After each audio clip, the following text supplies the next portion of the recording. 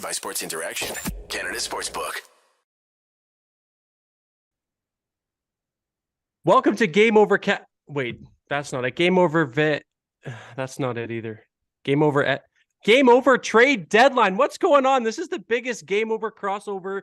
Game Over crossover. That sounds horrible, but Game Over crossover event ever. This is going to be a lot of fun. I'm looking forward to this one. My name is Auddie James. Joining me is our main panel of very talented Game Over guests or hosts. Sorry, not guests. We are very much hosts. We've got Kaya on the panel here on the right here for or from Game Over Vancouver. We have Lauren on my left from Game Over Toronto. And of course, on my left as well is Avery from Game Over Edmonton. How's it going, everybody? This is the first time we've ever all been on a stream together. I can't be more excited. How are we all doing? Well, the trade deadline took a lot of energy out of us. Don't but we're sound here. so enthused. Holy mackerel. It's over. I had a great week, guys. I had a great week. Okay. Yeah, of course you did. We're going to get into all of it. I'm sure you did. I'm sure Avery's not too disappointed either. But before we get into that, guys, want to bet? You can answer that if you want. They didn't. Yeah. We're as if we don't watch SDP or listen to SDP. Then get in on the action at Sports Interaction. The boys of summer are back on the diamond, and March Madness is on deck. Bet pregame, live and play, or on one of our many prop bets. Sports Interaction makes it easy to deposit, play, and cash out. Head to sportsinteraction.com/SDPN. Or if you're in the beautiful province of Ontario, the motherland, download the app now using the QR code at the bottom of the screen. 18 plus. Please play responsibly. And if you or anybody you know has any problems with gambling, please be sure to reach out. There are some resources in the show notes for you to go over those, and there's some resources there for help. Okay. This is going to be a little bit different than our typical Game Over streams. We're not covering a particular game.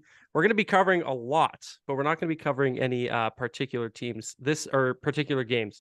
This has been a trade deadline season, we'll call it, for the ages. I think we can all nod our heads and agree on that. Yeah, it's been pretty damn interesting. It's been pretty damn fun, unless you're like myself and cover the Calgary Flames.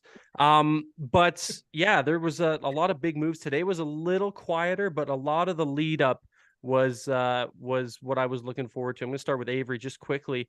Thoughts on the season as a whole, the whole trade deadline lead up and the trade season. You know, I'm not surprised the days prior were a bit active. It was fun seeing the chaos of other trades happen. Of course, happy to see guys like Nukestad, Matisse Ekholm, the Edmonton Oilers. It was funny, though, seeing the drama with the Jonathan Quick deal, because was he going to go to Columbus? Hell no, he wasn't. just seeing that whole fallout in Columbus now, him being a Vegas Golden Knight, him being powered by spite, I think would be very funny to see in Vegas now. But seeing today being pretty quiet didn't shock me at all. Like, we really get days in which the actual trade deadline day is active. So this being a day of pretty much a snoozer didn't shock me too much, Auddie. Yeah, no, it was a snooze fest, especially, like I said, if you're a Calgary Flames fan or someone who covers this team, you know it all too well. And people who don't, are on the opposite end of that spectrum, are our good friends over in Toronto. Lauren, how are you feeling? Like, this has been quite the time if you're a Toronto Maple Leaf fan, or like yourself, someone who covers this team. Well, I mean, Auddie, are you saying that Dryden Hunt is not the solution to every single one of the Flames' problems? Because how dare you? Listen, it's been a busy couple of weeks for the Leafs. It came out with a bit of a putter at the end of the trade deadline today, but everybody that's ever been on hockey Twitter knows that the last 4 days essentially has just been a Rolodex of tweets coming through about the Leafs. And it's been very exciting.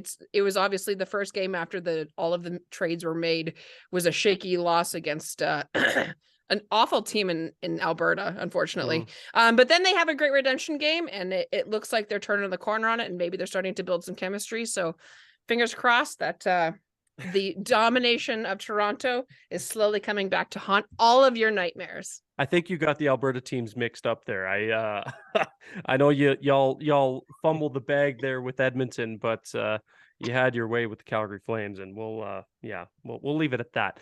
Kaya, we are going to go to you quickly here, and just tell us in Vancouver land what you're feeling. Well, in Vancouver land, the trade deadline kind of started early for us on the All-Star break, Horvat being traded to the Islanders, and that whole shebang that happened. Not a lot happened until the 25th. We get Vitaly Kravtsov for Lockwood, from the Rangers. We get rid of Riley Stillman, which was a breath of fresh air for a lot of Canucks Twitter, I'm not gonna lie. Then obviously Luke Shen to the Leafs, which was very sad for me, but Thank hope- you. yeah, okay, just continue the passion, and passion. then they looked like they were trying to like make some rebuilding type moves, even though it was announced they're doing a retool, not a rebuild.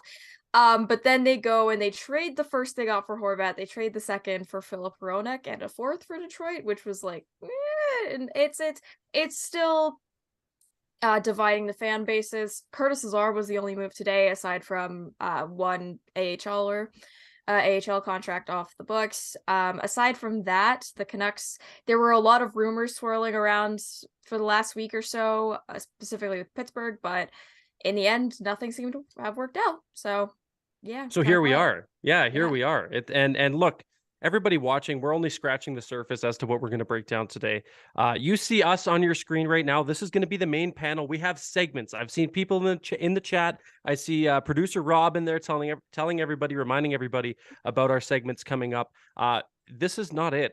This is not everybody that's going to be on the old Game Over trade deadline stream today. So we're going to have some segments coming up. We're going to segue into one of those right away. We're going to be bringing on, well, Kaya's going to stay on. I'll be with you here. We're going to bring in Mark from Game Over Montreal. We're going to talk about the sellers table and bring up a little bit with the Montreal Canadiens and the Vancouver Canucks to see if they're how they did. We'll talk a little bit about the Flames as well. But that segment is going to be coming up next. We're going to throw it over to myself, Mark, and Kaya.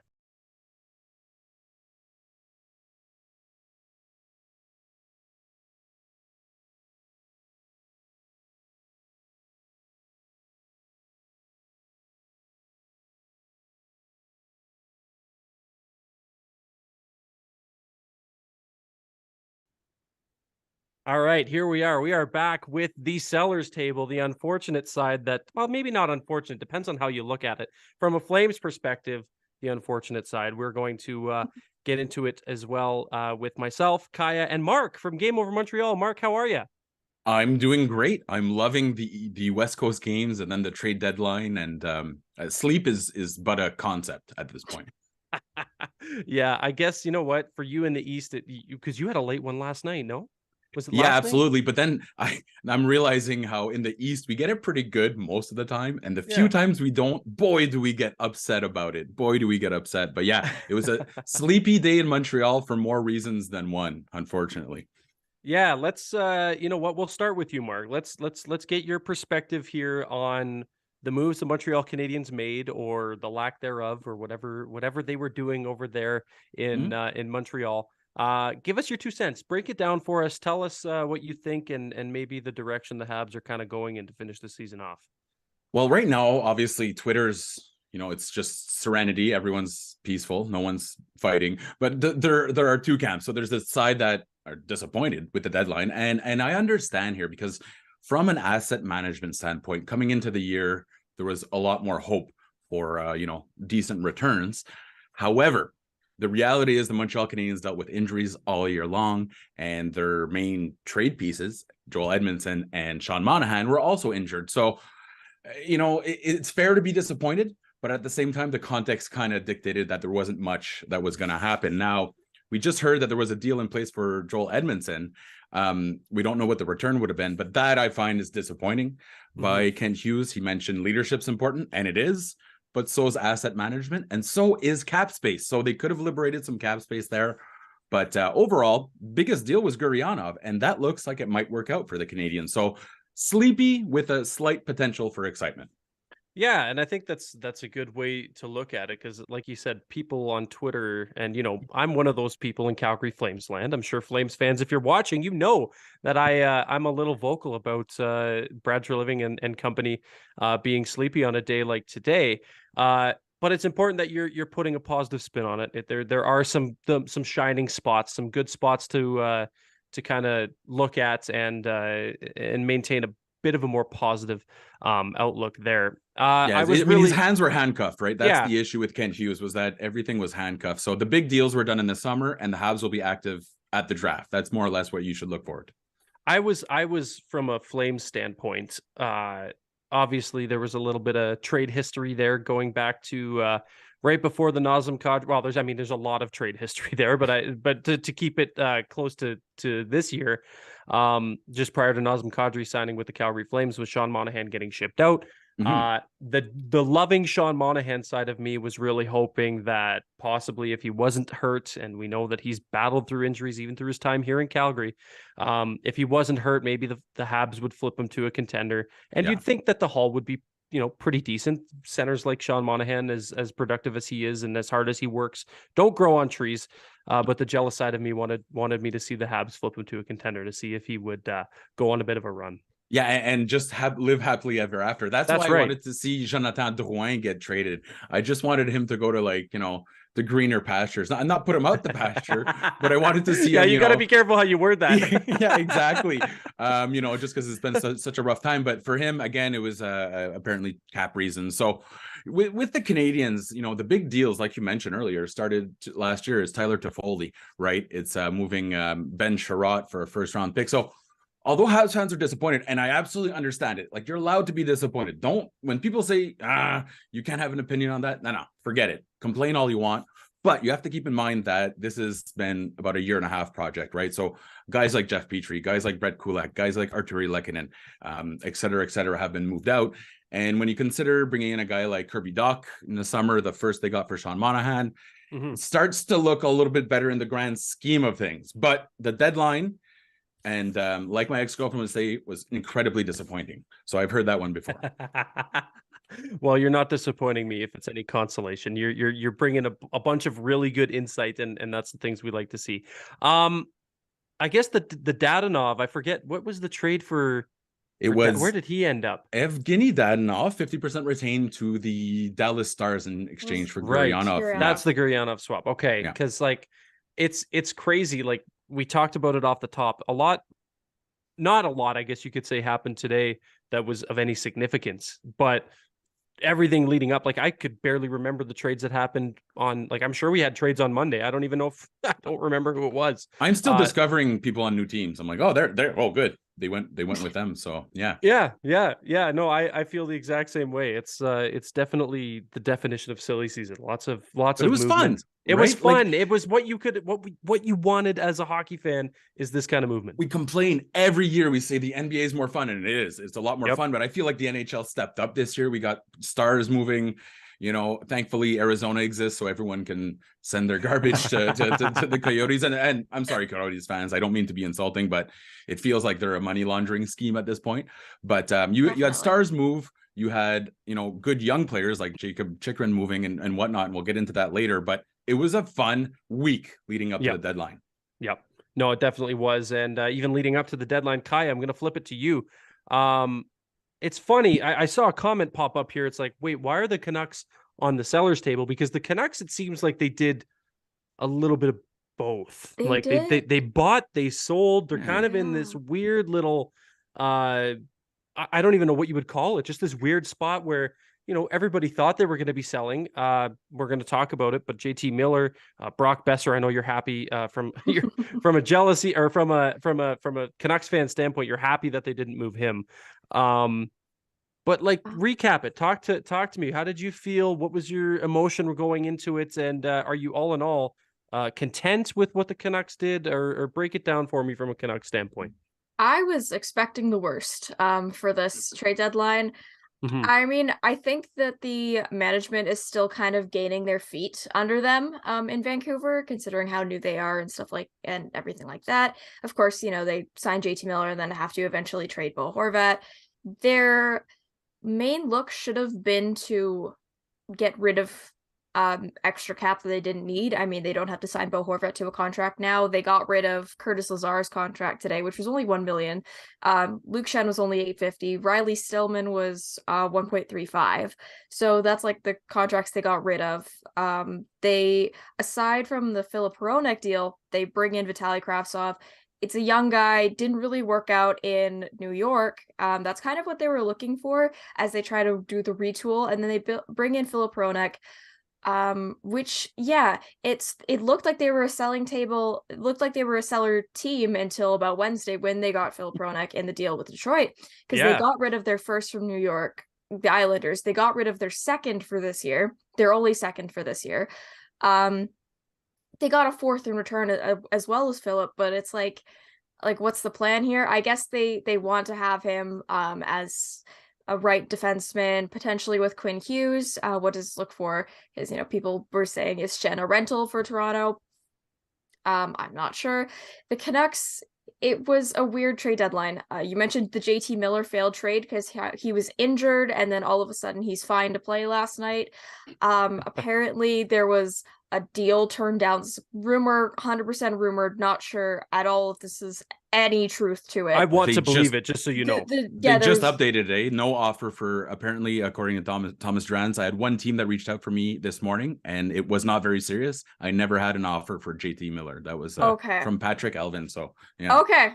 That's but rumored though. Say, well, you can at least tell the people what the it was the rumor was. For those that don't know, there was a rumor that apparently it was multiple draft picks, apparently multiple first rounders is what was floating around, but multiple draft picks from Pittsburgh allegedly for JT Miller, and apparently management said, no, we want a center. I want to believe that. I'm telling you right now, I want to believe that. It's hard not to with what's going on in Vancouver, right? Like, it's, you want to give the benefit of the doubt, but they're the only team at the deadline that's not in a playoff position that didn't acquire picks. Yeah. I mean, it's definitely, and that's why we're here kind of like respectfully, Kaya, we didn't really know which segment to put the Canucks in when we talk about, were they sellers, were they buying, are they in limbo? What like it's a very, very, and I know you know this, and I know Canucks fans know this. It's a very weird time for the Vancouver Canucks and to be a Vancouver Canucks fan. Just riveting stuff. It's been a hell of a storyline, and I mean, I'm sorry for laughing. I don't think I'm laughing at you. I think I'm laughing with you. Oh yeah, no, I'm laughing at this team always, so it's fine. But they're essentially saying that they kind of believe more in this team than other people. Like, they don't see themselves as a bottom six team, right? Quinn Hughes said that the other day. He said, "Oh yeah, we're not going to be here for a rebuild. We can compete in like a few years time." And I'm like, dude, look around you right now. You're arguably he's the only NHL caliber defenseman that we have currently. Sorry for Tyler Myers, but like it's an odd situation to be in. I know we just got Filip Hronek, but we are so far away from competing, and this is the exact same plan that the old regime had that they got chased out of town for. That there's no hope in Vancouver, it feels like at this point. It's 1 foot in, 1 foot out, right? And the Montreal Canadiens ran that line for so long when they had Carey Price.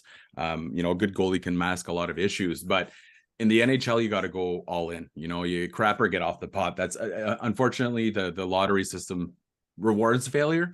So I'm kind of getting the sense right now, Habs fans are angry at the deadline, but if they had the deadline that the Canucks had, the town would be on fire like it was a Guns N' Roses concert. Like it would be absolutely, bagels would be flying left and right. So it could always be worse, I guess.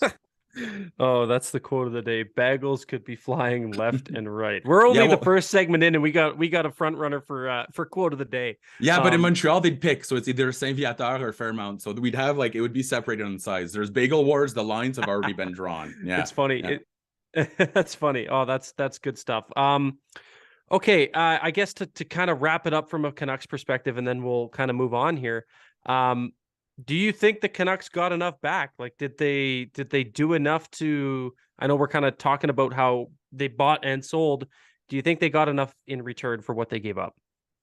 For what they gave up, I do think they got a decent amount of a return. Like Curtis Lazar, obviously fourth liner. Luke Shen, he's a pretty good right D, and also just the Leafs wanted him. Riley Stillman just needed to get rid of him. So yeah, we'll take Josh Bloom. Apparently he was Buffalo's like best prospect or something like that. He has nice hair. I don't know. That's worth it, man. Nice hair is nice hair. Yeah. That's why I want the Habs to keep Josh Anderson. So Oh, Yeah. valid. The all hair team. And then Kravtsov, I think, has a lot of upside. And Mhm. also considering he's a part of, our growing Russian core, I guess you could say, with Kuzmenko, Podkolzin, and Mikheyev. With the Horvat deal, I do think we got a decent amount, because also, if you think about it, they never let Horvat's agent talk to any other teams beforehand to discuss an extension. So the fact that we got what we did, considering Beauvillier is working out fine, Ratu is going to probably be in Abbotsford for a while in the AHL, and then the first that we flipped for Hronek, it's not the best, but I feel like if we traded a big name like Miller, like Besser, like Garland, it wouldn't have worked out the same way. We would have had to offload a pick for Garland, maybe for Besser, probably for Miller. We would have had to offload some of these picks. So the fact that, we're still keeping these players, we can probably move them out at the draft in the summer because we're over the cap for next year. But it'll be an interesting offseason for the Vancouver Canucks, considering their season will be ending early. We will wrap this up with the quote of the chat, which is Peter Klein, my co-host on Game Over Calgary, saying, "The upside now is the Canucks are going to at least a couple months without making a franchise crippling move." So we will wrap it up with that from the Vancouver Canucks. Mark, Kaya, thank you so much. We're going to go back to the panel now, debrief on what we just talked about from the sellers table.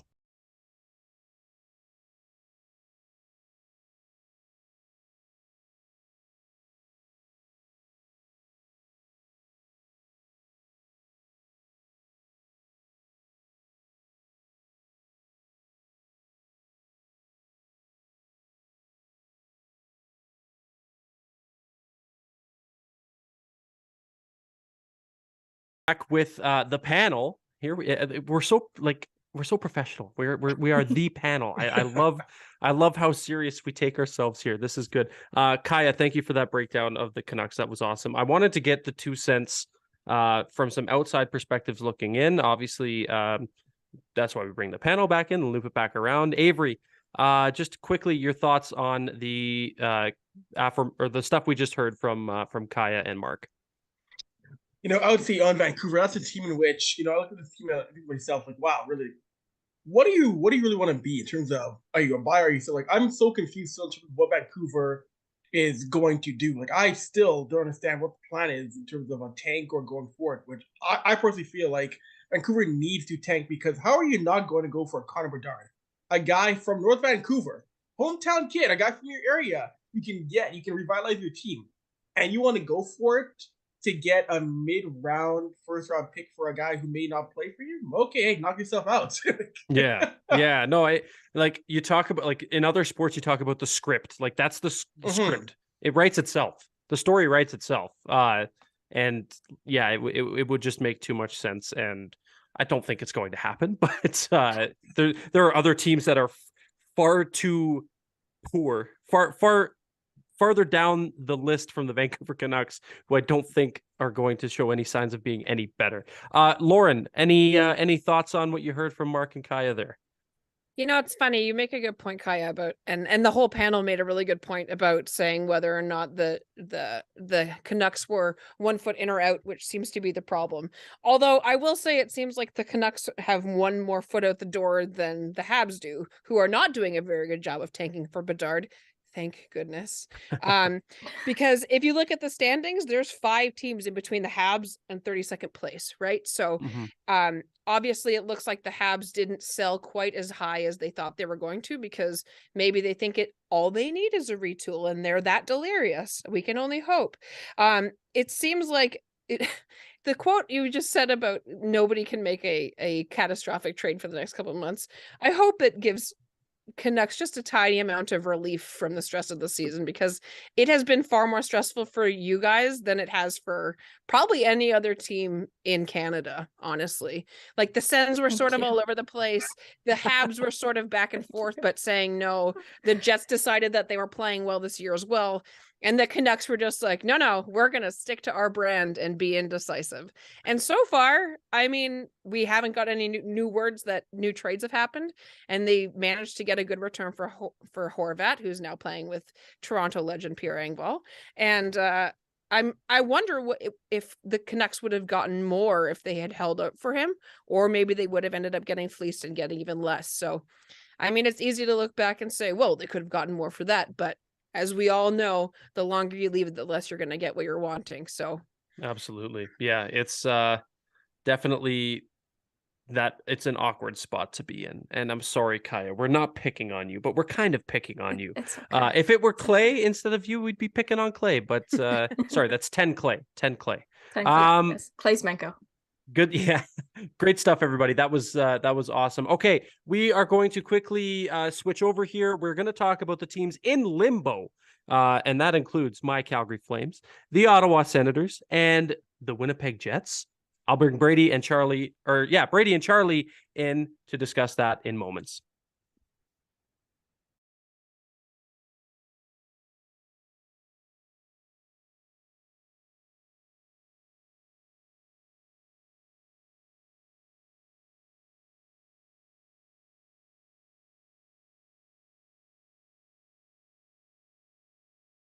All right, we are back now with Brady and Charlie. We're welcome, by the way. I forgot that you guys haven't been introduced yet. Brady, obviously, host of Game Over Winnipeg with Liz, and Charlie, host of Game Over Ottawa with Maud as well. Okay, I wanted to take care of some housekeeping before we go any further, just so everybody knows in the chat. This is a 2-hour stream. We're gonna be cutting in and out between segments, but rest assured, we are going to be continuing for the next hour and a half. So we have a lot of time. Don't go anywhere. Grab a snack, grab a drink, head to Sports Interaction and get in on all the fun stuff over there while you wait. And we're gonna hit on everything Game Over related here. Okay, guys, I don't want to beat around it anymore. The reason the three of us are here is an unfortunate in limbo phase between the three teams that we choose to cover for SDPN. And I kind of want to start. I'm going to pick on Brady. I want to pick on you because what's going on in Winnipeg, man? What the correct me if I'm wrong. One move, was it just the Niederreiter trade? No, it was two. We also traded for Vlad Nemesnikov today. Right, saw that. Like a 2025 fifth for him. So, big trade, big deal.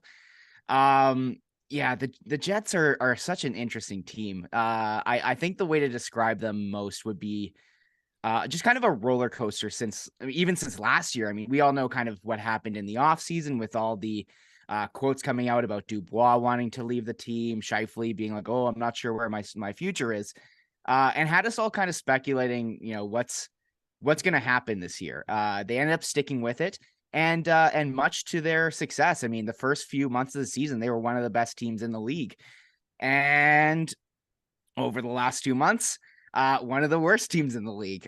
They've been so up and down, and it just seems like they can't really figure out what's going on and how to fix it. But the main thing when looking at the trade deadline, like the additions of Vlad Nemesnikov and Niederreiter, while they definitely make the team better, it's kind of a half measure. Like looking at the Jets right now, the biggest issue they've had, surprisingly, is they can't score. Obviously, with Connor Hellebuck in behind, he is an absolute wall for the team, and the Jets are actually doing well to create chances and limit chances. They're just not scoring.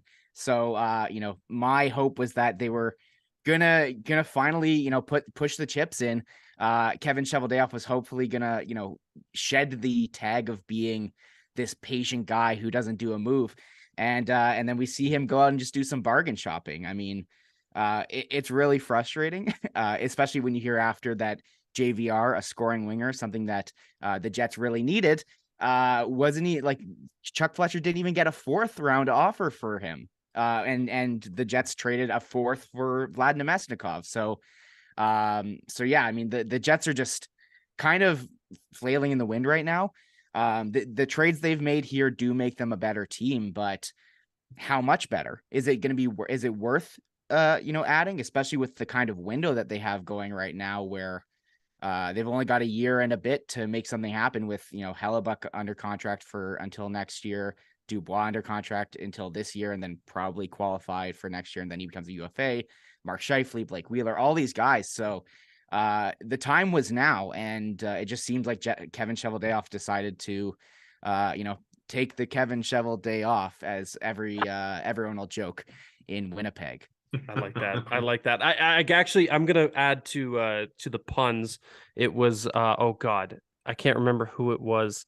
It was about the Calgary Flames, and basically the joke was, if you're not living, you're dying or something like that, because the Flames were pretty much the topic, or like the title of this segment was in limbo for the first little bit there. Excellent analysis. You're very well spoken. Good stuff. And yeah, I think a lot of Jets fans will echo your frustration, because the Jets have kind of, like you said, they started hot. They've been slipping lately. Maybe didn't address the needs that at least everybody else thought that they needed. I will segue over to you, Charlie, because the Sens are in this in limbo phase, but they also added Jacob Chikrin. So I'm just going to let you just say whatever you want to say about the Ottawa Senators right now. Because yeah, it was a very interesting time over there in Canada with the Ottawa Senators. Dude, I'm just thrilled by the fact that the Sens are in limbo. Honestly, the team started, it was what was it? I think it was November 24th. The Sens were 6-12-1 on the season. Since then, they've been playing at a 103-point pace. That's crazy, dude. That's nuts. So that's crazy. Just the fact that the Sens are in limbo and not like in the middle of the Bedard sweepstakes is just fantastic. So I think, I don't know if you can you definitely can't slap like the label of buyer on them, just because like, well, they did make a move today. Patrick Brown, I want to say, like the fourth Brown, and I don't know how many. The Sens just always have to have a Brown on the roster. I'm convinced. Gotta have a Brown. Have to.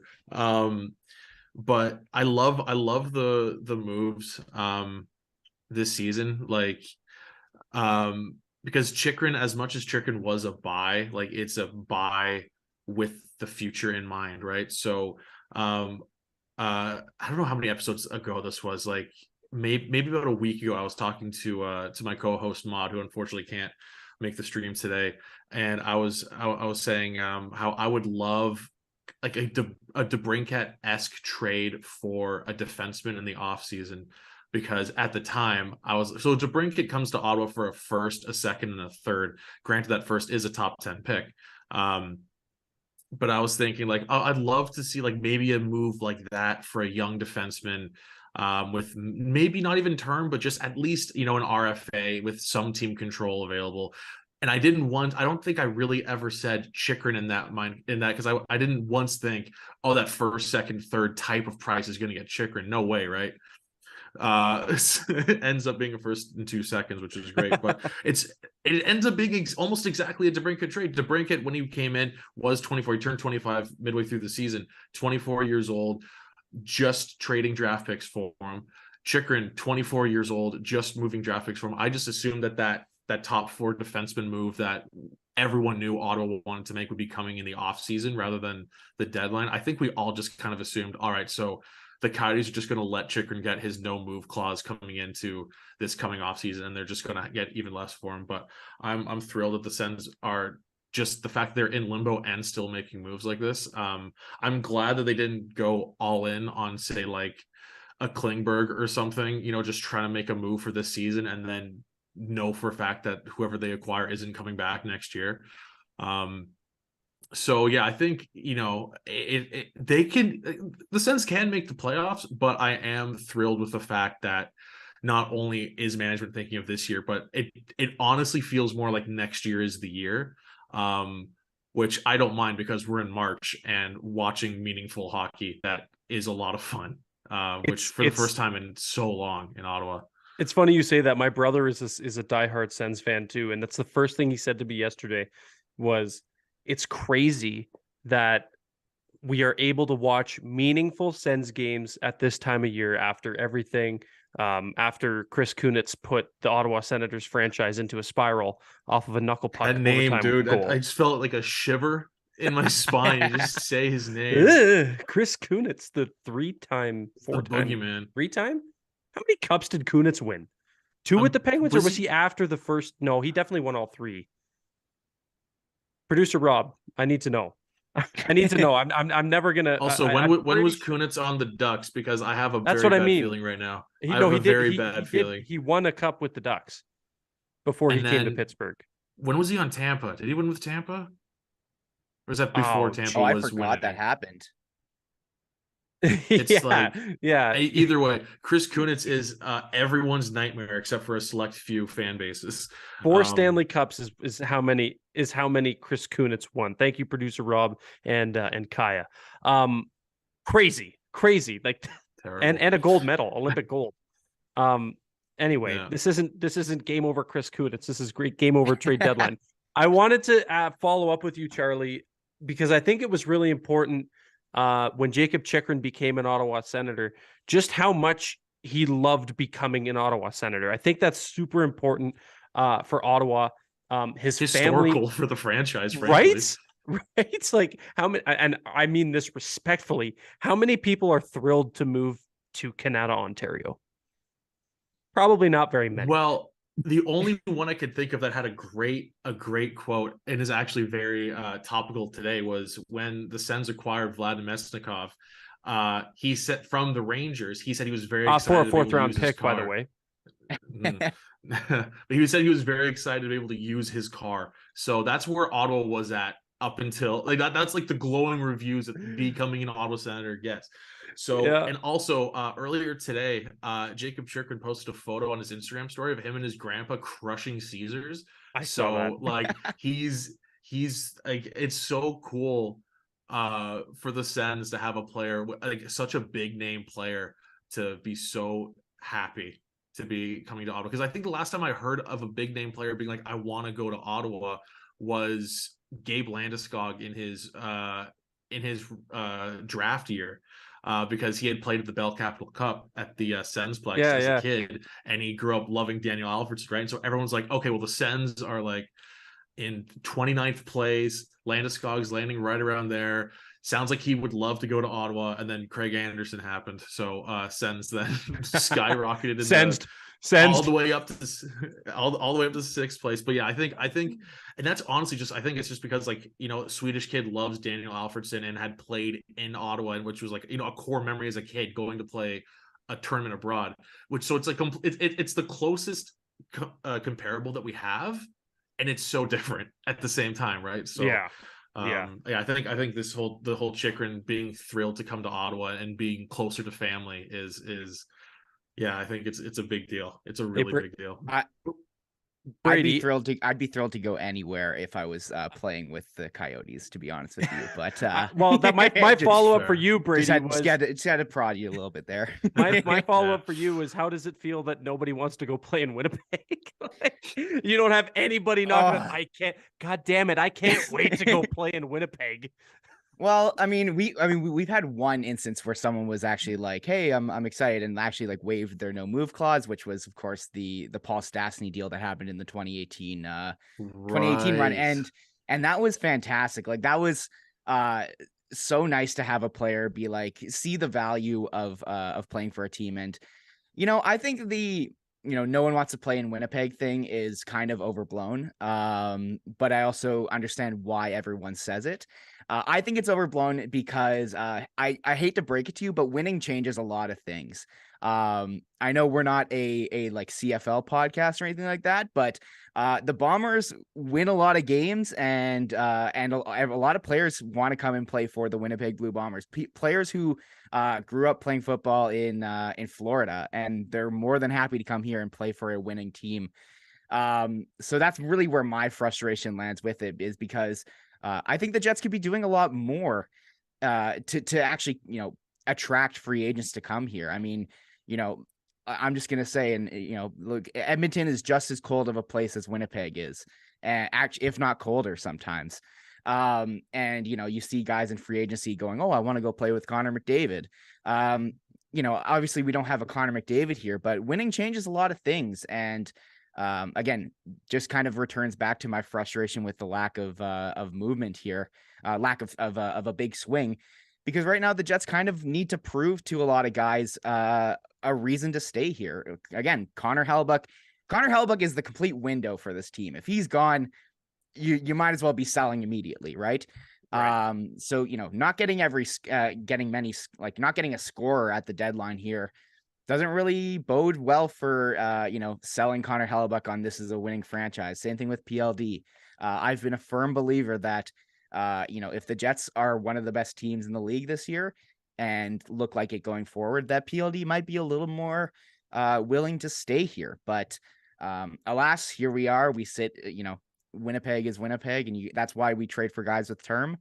And maybe a reason why we didn't go after a guy like JVR, but it's certainly frustrating. I can say that for least. I hope that you and Liz and everybody from Winnipeg gets your Jacob Chychrun moment.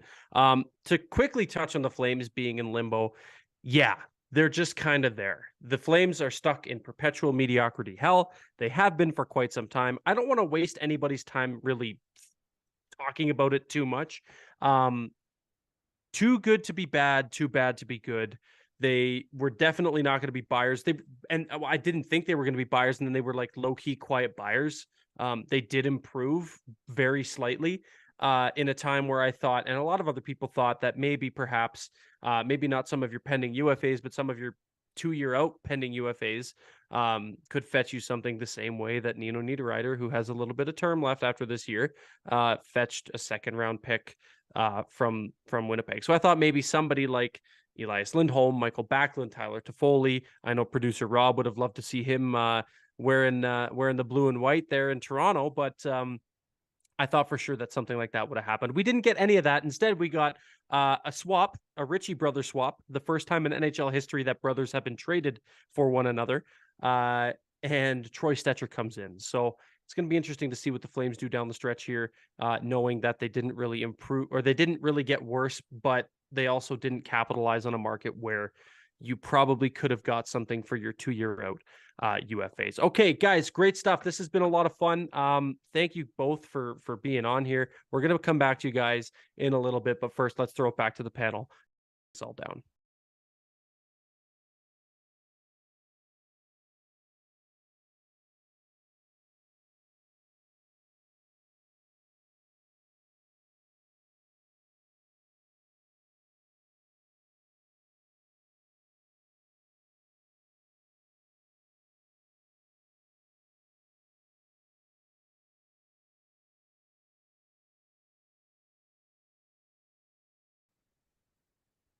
All right, we're back with the panel breaking down what we just heard from our good friends Charlie and Brady, hosts of Game Over Ottawa and Game Over Winnipeg, respectively. But before we do that, hey guys, want to bet? Yes. They get in on the action with Sports Interaction. The boys of summer are back on the diamond, and March Madness is on deck. Bet pregame, live and play, or on one of our many prop bets. Sports Interaction makes it easy to deposit, play, and cash out. Head to sportsinteraction.com/SDPN, or if you're in the province of Ontario, download the app now using the QR code at the bottom of your screen. 19 plus, please play responsibly. And if you or anybody you know has issues with gambling or struggles in that regard, please be sure to check the show notes for resources there for you to reach out and get help. Okay, guys, we just heard from Charlie. We just heard from Brady and myself about the Calgary Flames. We're not going to talk about the Calgary Flames as much as I'm sure Avery wants to get his licks in, and I'm sure Kaya wants to get her licks in. And you got Troy Stecher. Treat him right. Yeah, and Lauren wants to get her licks in because they have Brody and frickin' Gio. Listen, the Leafs are not good near mountains. We've established that now, right? Edmonton, even Calgary game was tighter than it probably should have been. Just wait for tomorrow. That's true. Yeah, you just wait till you play the Canucks. But I guess, Avery, I'll let you get your licks in if you want on me or Charlie or Brady. But just tell us what you thought about the Flames, Sens, and Jets at this deadline here. You know what? First of all, I will get my licks in, Auddie. Yes, because you like to get your licks in on me as a Calgary guy talking to the Edmonton guy. So Calgary right now is a team in which, I remember start of the year, people were saying, Calgary's going to be in the playoffs. They're going to Cup final. They're going to do A, B, C, D, E, F, G, H, I, J, K. And now they're probably not going to be a wild card team in the Western Conference. As you search for your plastic bag over your head again, the pure bag. There it is. There it is. You had to know he would make an appearance. Absolutely, but this is a team in which, deadline day, I don't know what Brad Flipping and Bielsa are going to do going forward, but it would not shock me if next year there's a new coach behind the bench in Calgary. I think the Sutter tenure part 2 is coming to an end. It's clear that his style of coaching is wearing thin on guys. It's clear like Bielsa is the kind of coach where there's an expiry date on how he is behind the bench, and still getting that date again. I could see that running out next year. And even for Brad Flipping, I'm not sure what his next steps are, considering, the offseason he had and now the trade deadline he's had. The Flames should be better than they are, and they're not. And that's unfortunate. But going to Ottawa, you know what? Good on Ottawa, though, getting Jacob Chikrin. Good for them. That's a piece I wanted to see Edmonton, though. Ottawa gets him for, a ham sandwich and, a can of Sprite. That's good moving on Pierre Dorian's part. That's good eating for your food takes. What? Wow. Food takes slander. You will see light. SDPN. You need some water for that, Burn? Yes, the SDPN. My food takes are elite. They are A1. You all see like my food takes. We do it out of love. We do it out of love. Okay. I'll get Kaya and I'll get Lauren. You guys can break down what we talk about next, but we are going to pivot here and bring in. Well, Avery's going to stay. We're going to pivot right away, and we're going to bring Dennis in, and we're going to talk some Edmonton Oilers and if Holland did enough. If the Oilers are content where they are, what went out, what went in. Oilers talk coming up next.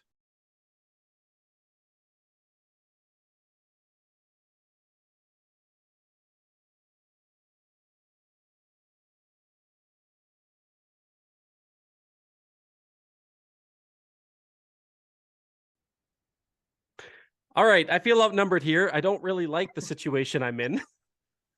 I'm uncomfortable. I need help. Hopefully there are some Flames fans in the chat that can help me, that can back me up a little bit. But yeah, here we are. 2 Oilers people, 1 Flames person to break down how the Edmonton Oilers did. Welcome back, Avery, who has been here on the panel. You've seen him before. And Dennis, the other co-host, one of the other 2 co-hosts of Game Over Edmonton. Dennis, before we go any further, how are you, man? Doing well. Hey, it was a sleepy day in oil country today, but we got everything we needed done. We did our shopping early. We made our lists. We're right there. We're here and we're ready to go for it. Yeah, you guys certainly did get your work done early in oil country and that place that's a little bit dumpy up the highway too there. But yeah, you guys got your work done. I got to get my licks in, man. There's 2 of you here and 1 of me. I got to try to get as much as I can in this segment here. But you guys did, you did make some moves. And Avery, I'll start with you. Did the Oilers at this point, like based on what they've brought in and what they lost, did they get what they needed at the trade deadline? Did they do enough? Avery, like I said, I'll start with you, please. This was, I said before on a different show yesterday out in Toronto, that this was Ken Holland finally showing the level of this team has to win right now. There's no more waiting for 2026, 2027, 2028. The window's open right now. So I like that. I know some people are saying, it was overpaid to bring in guys like Luke Stad. It was too much money to bring in guys like Ekholm. But, end of the day, picks are picks, whatever. You want to find a way to win right now. Matisse Ekholm makes your team better right now. Watching him play against the Leafs, he almost scored his first shift. He made great passes against Toronto. This is the kind of guy you need on the back end to help out Darnell Nurse and anybody else going forward. So that was a great deal to bring him in. And then you bring in Nick Bukestad from Arizona, someone who will be a great depth position at forward, great faceoff guy. You can bring him in on the penalty kill. So I'm satisfied with what Ken Holland's done. I'm usually very harsh on Ken Holland, but I will give him credit right here where it's due. He had a good trade deadline day. I would give him a solid B in terms of his move over the past couple of days here. It seems like, to me at least, like last year, the Oilers, I don't know, I can't remember, but I don't think they did a whole lot at the trade deadline, if I'm not mistaken. They brought in the legend Derek Brassard. Yeah, how could I forget Derek Brassard? Shout out Derek Brassard, who just played his 1000th NHL game the other day for the Senators against the Rangers. That's pretty cool. And to top that off, they're going to be honoring that in Ottawa when they play Columbus. Like, talk about everything coming full circle for Derek Brassard. but enough about him. It wasn't as, sexy, if you want to say, as a deadline as it was this year. There weren't many big, and the Flames, on the other hand, brought in obviously Tyler Toffoli last year. Kalle Järnkrok was a piece we thought was going to work. My God.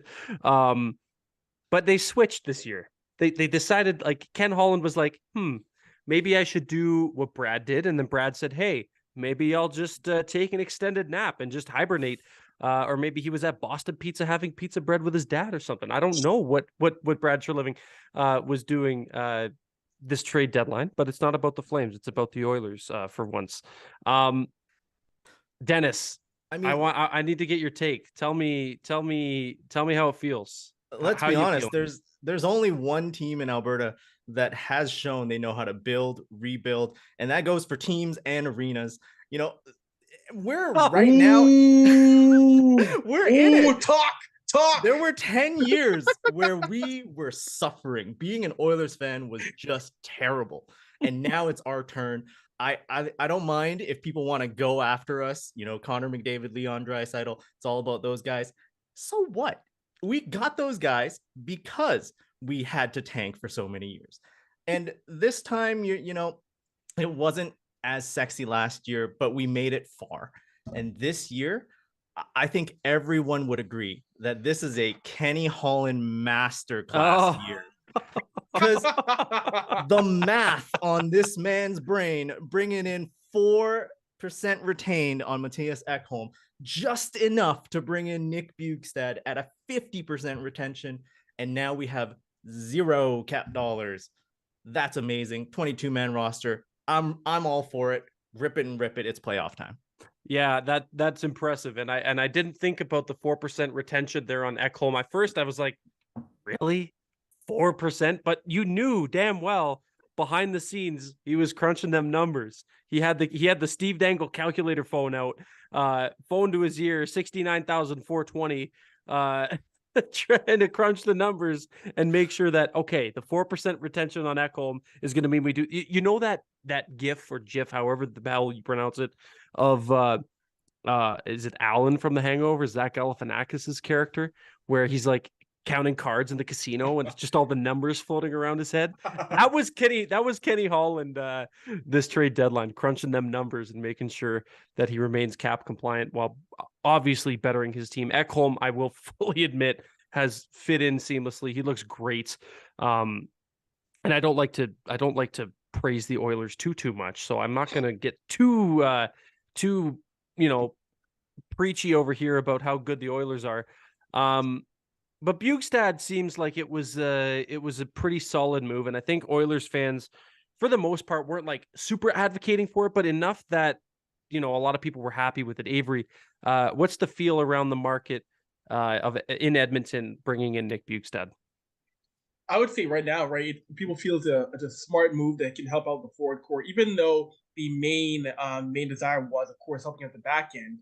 Nick Bjugstad, someone who has proven in Arizona he can be a solid third or fourth line addition, and that's the kind of guy you need right now. I like the fact the Oilers weren't, first of all, thinking our priority is the fourth line. The fourth line, third line should be your secondary matter. I like the fact that the Oilers put that secondary as compared to most years, where that's their main thing to go and get.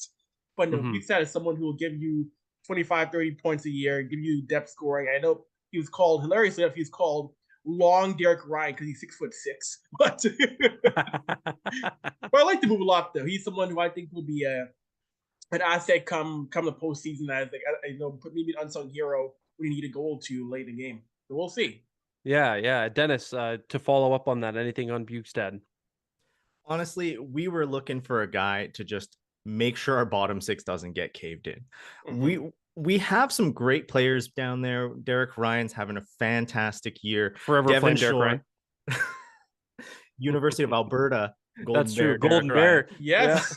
Yeah. That's right. But, Devin Shore, he's been up and down between the AHL, Bakersfield Condors, and Edmonton Oilers. Bringing in Bjugstad is just an extra player that hopefully will be able to contribute, pop in a couple goals during the playoffs, and most importantly, not get hemmed in, right? That if the Oilers are going up against anybody in the Western Conference, whoever comes out of the East, they can outscore them. The problem is, can they hold on to their leads? Mm-hmm. You sure you're not talking about the Calgary Flames? Oh no, sorry, we're not talking about making the first save of the game. That's right. Sorry, we're talking about finishing. A good point in the chat from our friend Dylan, who's watching along, and shout out to everybody who's watching. 192 people. That's pretty damn impressive to choose and listen to us talk about the trade deadline. So shout out to everybody watching. Thank you for tuning in. But Dylan says, I also want to shout out Cassian for singing the praises of Edmonton to Nick Bjugstad. And I don't know what praises he was singing about the city of Edmonton, but holy, it must have been a hard sell for Bjugstad to be happy about going to that freaking. I'm not going to harp on Edmonton too much. I'm just digging my own grave because you guys are just going to come back and slap me in the face with both hands and tell me I'm an idiot and say that my arena's crumbling and all that fun stuff. But it's a good point. How does that hit you in the feels as an Oiler person or someone who's covered the team, Avery? As someone who grew up with many years, people say, what's Edmonton? Edmonton is, it's A, B, C, D. It's boring, nothing to do there. It's only a mall. It's only this and that.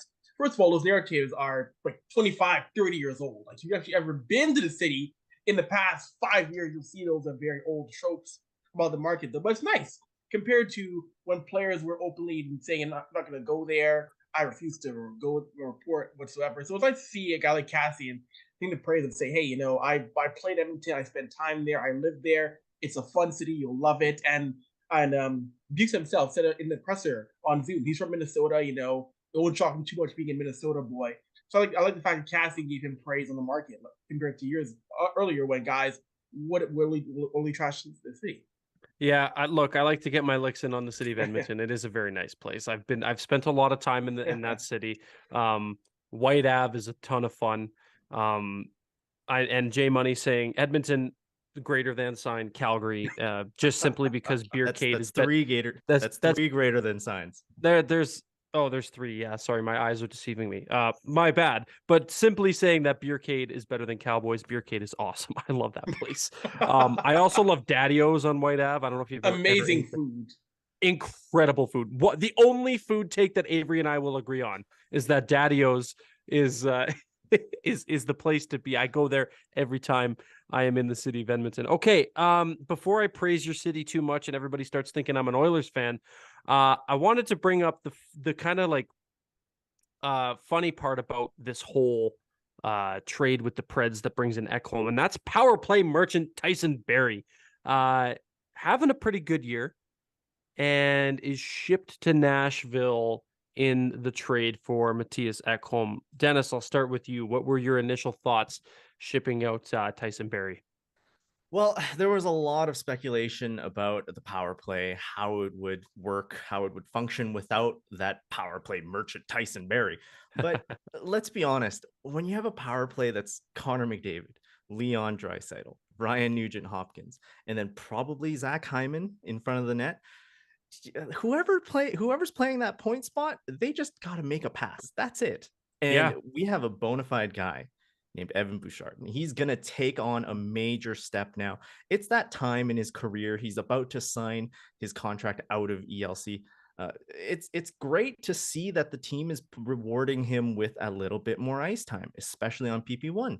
I'm hoping that we can still get him at a decent contract, maybe something long-term, but it's all fine. Don't worry about the contract. What was more jarring for me was the fact that Tyson Barrie is such a great guy in the room. He's well liked. He's well liked in the city. It's tough to see a guy like that go, but you got to make your team better. And that trade, Mattias Ekholm, makes your team better. Yeah, it definitely does. And a good point here. You brought it up, but a good point in the chat as well from Wise Kyle 0800. Sold Barrie high when you have an up and coming Barrie and Evan Bouchard. But would both of you agree with that? Totally, and I totally agree to the point. Selling high. Two times the Oilers that you have been known to sell low, buy high. Like that's when you gotta. Again, great points on Desmond. Great guy to power play. But you know what? When you want to get something back in value, you gotta sell high. They did that, so that was a great part of the Oilers management team to do that. Yeah. I would agree, and I think the funniest thing about the Tyson Barrie thing was, did you guys see the video of him when he was Walking introducing himself to all of the Nashville Predators? It's rough. You're going from a contender down to a team that's sold. I wish him the best. It looks like it's a little dour environment in Nashville right now, but it's warm. So hey, you got a couple seasons in a nice climate, and I wish nothing but the best for the Barrie family. Yeah, it's got to suck going from a team, and this is going to hurt me to say, like the Edmonton Oilers, who could contend, to a team like the Nashville Predators, who are very clearly selling off and not going to make much noise. So I mean, as a player, that's got to feel pretty bad, right? Like, imagine getting traded to like the Coyotes right now from a contender. That's tough. Not good. Like here, the other thing too is Michael Kesselring, who went to the Arizona Coyotes in return for Nick Bjugstad. He's playing there tonight. Like he's gonna get right into the lineup from the AHL. So I've never heard of this man before in my life. Kesselring? I thought that was when Phil Kessel freaking won the Stanley Cup and put some hot dogs in it. No, it's yeah. It's funny, right? We'll speculate on what's going on in Arizona another time, but yeah, it's very difficult for these trades to happen. And you also feel for the other guy that went from Edmonton, Jesse Puljujarvi. Yeah, going from a team where he was finally starting to gel with the guys. They were taking him out for dinners, but $3 million on the cap, that's just not something the Oilers can afford for this playoff push. And word on the street is he's probably not going to re-sign here. I know Kenny Holland tried, but it's likely not going to happen. We just have to wave that chapter goodbye.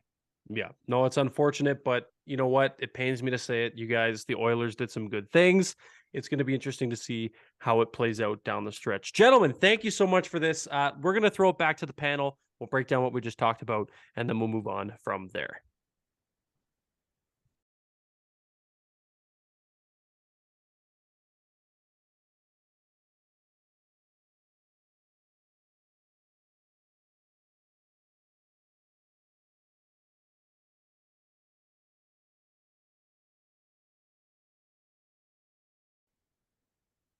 All right. So I was able to get that conversation out about the Edmonton Oilers and kind of praising them without melting and you know, it irks me. Like I feel kind of dirt, like I should go have a shower or something or rinse my mouth out with Listerine.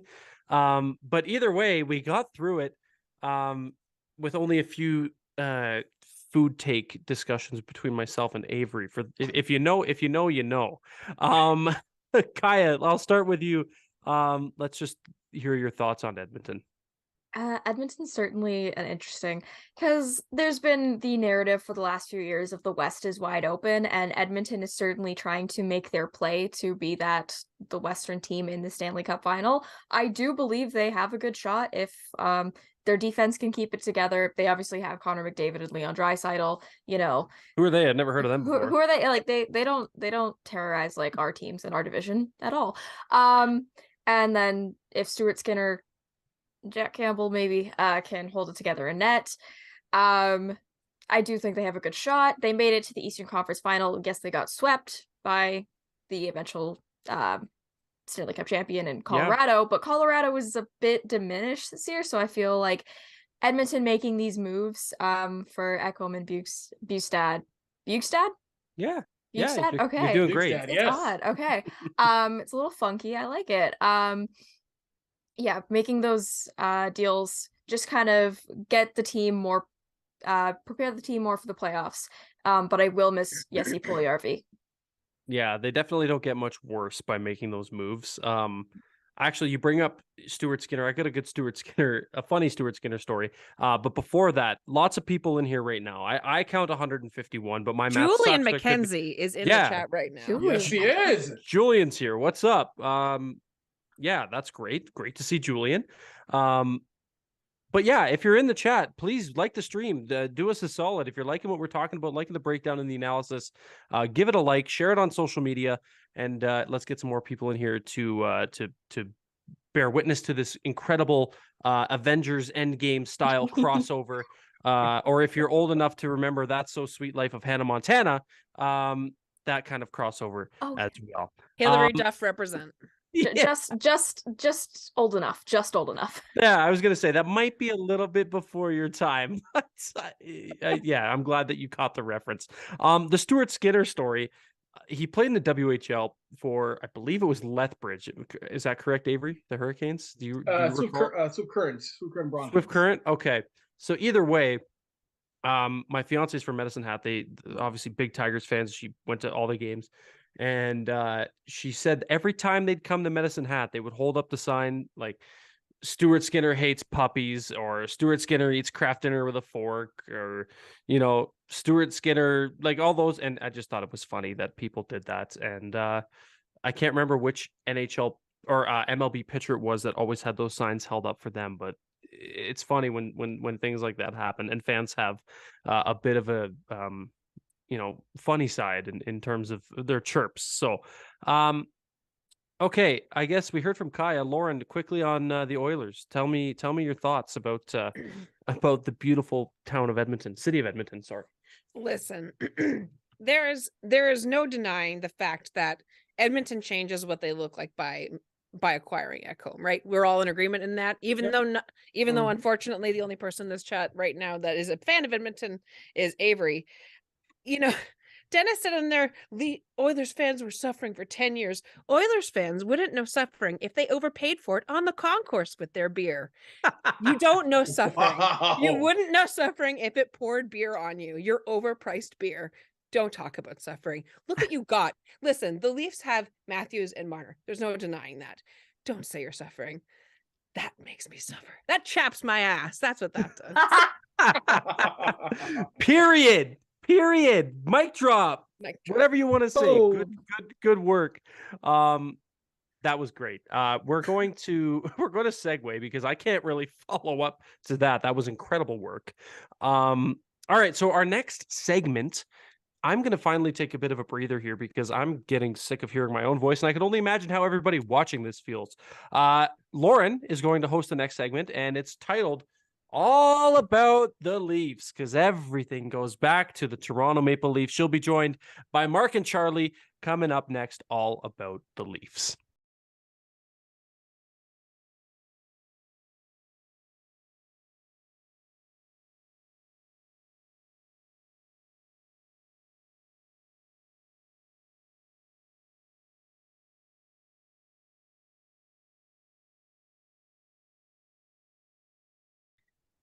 Well, my Atlantic Division family, it is time to talk about the center of the universe, which I know you both love so dearly, Toronto. Now, that's the only chirp I'm really going to do because, all honesty, even though I chirped Edmonton just now, I'm actually not a big chirper. And I think, we've all had our strife, and we can all acknowledge the fact the Atlantic Division is slanted every single way and twice on Sunday. And I just want to say, even though maybe your teams aren't where they wanted to be, I'm glad that they're both on the up and up because, listen, our division is better when all of our teams are playing well. And I think that the Canadiens are going to be better next year. I think that, Charlie, you made a great point about the fact that the Sens next year are going to be a problem and have continued to become a problem in recent years.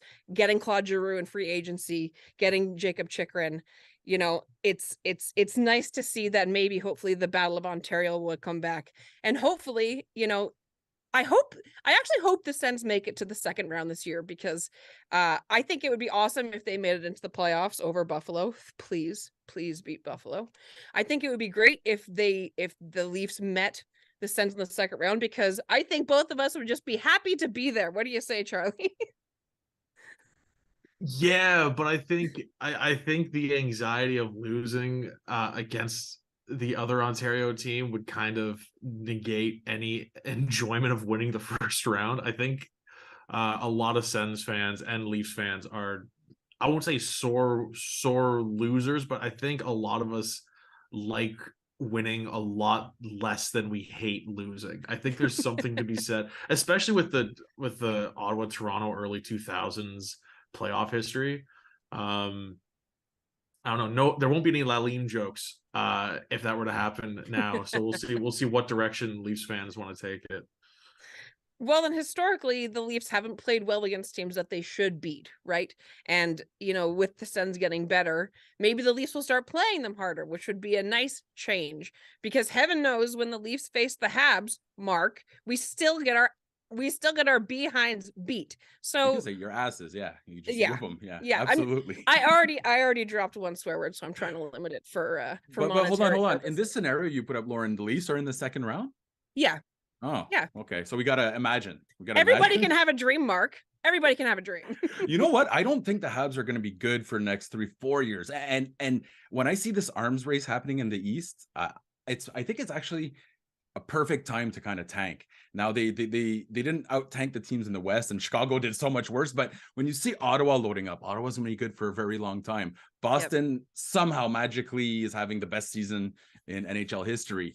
Florida should be on the up and up. They got really bad results this year. So when I see all these teams going up, I actually feel like it's a good time to be scrapping the bottom of the barrel a little bit for the Canadiens, because they simply can't compete with like lineups that have guys with Stützle or Matthews in it right now. So, it's never fun to be covering a team that's tanking, but as tank seasons go in the next 2-3 years, I think it's the right time for the Habs to kind of regroup and start anew, because essentially they just put in a development system. They just started speaking to their players and having open lines of communication. So everything is changing. It's going to take a while, and I think it's pretty good timing. You're right. Everything is changing, which is why, chat, the Leafs are going to make it to the second round. And I think the trades that they have made in the last 2 weeks, does it spark a teensy bit of fear where all of a sudden in recent years, the Leafs are soft, Leafs can't play like this, can't make it in the playoffs? Does acquiring players like Luke Shen and Jake McCabe all of a sudden make you go, maybe? Honestly, not in a bashing way, but I never thought the Leafs lacked like physical. I know that's the narrative, but I mean, we watched them against the Habs, and let's be honest, I think a lot of it was going on between the two shoulders right here. Like, for example, when Carey Price made that save on Mitch Marner, oh my God, that was the end of Mitch Marner for that series, right? Yeah. So they almost are battling with their own, not their own demons, but their own, like, their knowledge that they know they have to perform.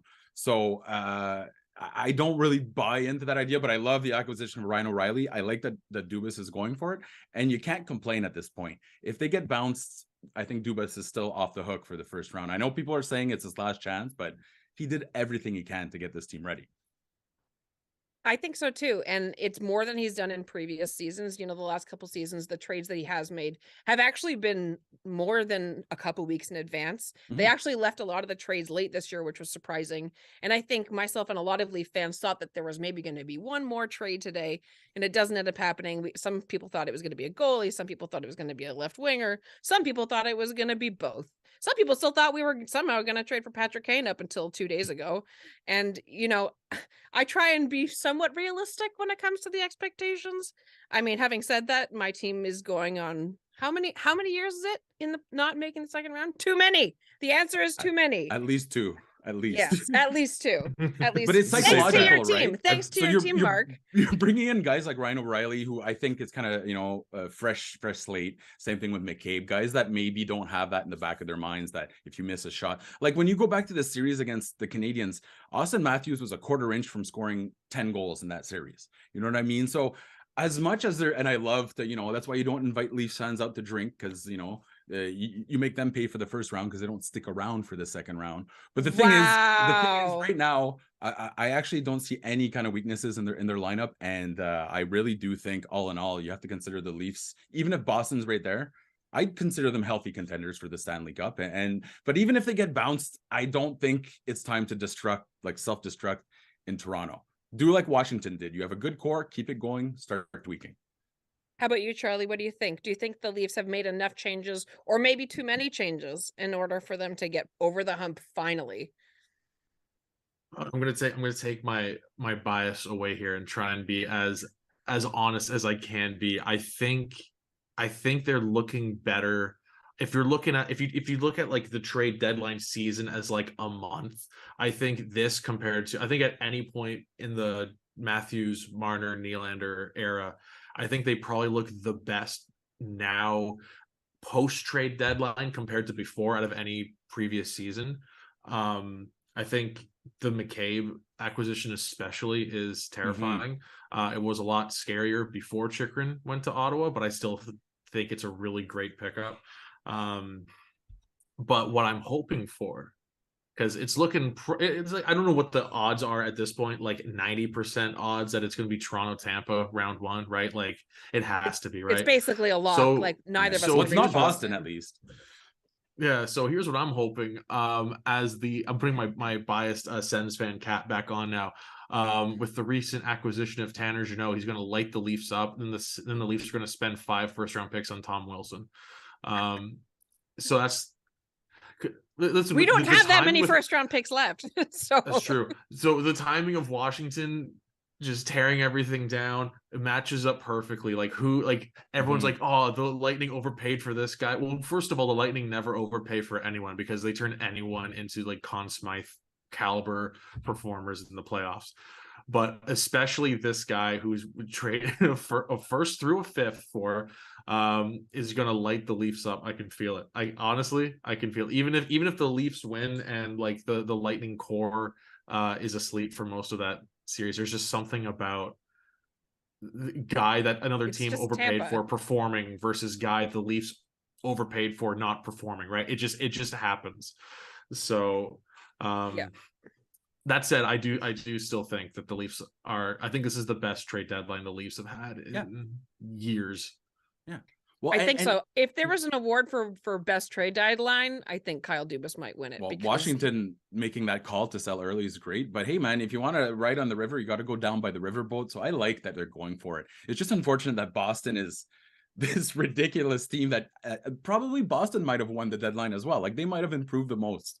So I love that teams are going for it even more because the NHL has always been so stagnant, so boring. Oh, let's not try. We're seeing it develop into a league where you're really going for it. And you know what? At the end of the day, a Stanley Cup's all people will ever remember. Like this idea of saving a 4th round pick there, and it doesn't really matter. So I'm all for it. And it's easy to say right now, but I do know one thing for a fact is that Dubas and Shanahan took that loss, and I'm not trolling now, to the Canadiens very, very hard. Like they were so disappointed with that. So I think the redemption is on the table for them, and they're doing everything they can, but they're not going wild either. Like they're not spending too many assets. So I hate to say it, but I'm a big fan of what the Leafs did, and same thing with the Senators. Shout out to Anna and Olivia Melnick for opening up the coffers. It goes to show what Dorion can do with a little bit of money. So I know they're not going to be there long term, but they're my favorite owners right now. Well, thank you both for saying nice things about the Leafs. Now we're gonna go 20 minutes insulting the Leafs. So I'll go first. Starting with Will. Don't make me mute you, Charlie. I'm the only one that has admin access right now. I'm gonna go get my Doug Gilmore Habs jersey. He's a legend for the Canadiens. I don't know if you've heard of him. Before Lauren mutes me, Tim Stützle has more goals and points than Austin Matthews. I'm just gonna paint over all of you. Don't worry, Habs fans love Stützle. Love them. I had to get that. Yeah. Well, that's okay. I get that out. I'm just glad that the Leafs made it through the trade deadline without trading Fraser Minton or without trading Matthew Nyes like everybody thought that they were going to. I don't know if it'll be enough. There's 20 games left. It remains to be seen. It looks like the new guys are starting to gel with the older guys a little bit, which is inspiring to see. And as much as we crap talk each other, and as much as you guys just dumped on me, I think it's good for the league and it's good for our division when everybody is competing well. And I kind of like that the West is a joke. Like I like that the fact that we are all in the hardest division and we can give it to each other that hard because we know that the West is just weak. They can cakewalk to the Stanley Cup playoffs. It's the and Colorado West. That's what it is, right? Yeah, that's it. And it makes so much more sense that like I said, this is probably the best deadline the Leafs have had. And it makes sense that they're going all out now because they're looking at the conference, which is nuts. Like the Eastern Conference is stupid, right? So they're also it was also rough for, like Mark said, perfect time to tank for the Habs. It's perfect. As the Sens are coming up, and they're still out of the playoff picture while playing so well over the last 4 months or whatever it is at this point. Like it's rough timing all around. So I think the Leafs are right to probably be more all in than they have been the last few seasons. Not just because I think Dubas could be like, well, Like if they don't re-sign me, whatever, like who cares? Like I think that's part of it too. Like he has like the ability to be all in more so than in the past, maybe, but also just looking at the competition in the conference, like I think if you're in the East and you want to make the playoffs, you have to be all in or you're wasting your time. And it's so fun. It's so fun. I can't wait to sit back, stress-free, and not care about all of it and watch the chaos. Oh my god, I'm experiencing anxiety like watching hockey for the first time since 2017. It sucks. It's awful. Welcome back. We're happy to have you. Oh. Well, thank you guys for all those kind and maybe not so kind words towards my team. I hope that all of our teams continue to get better, and I hope we rip apart the West Coast for the next decade. What do you say, fellas? You in? I like the sound of that. I'm just watching the draft. Sorry, I don't. That's all that matters now. That's okay. Draft for the future. Well, thanks for that, guys. And we're going to head back to the main panel now.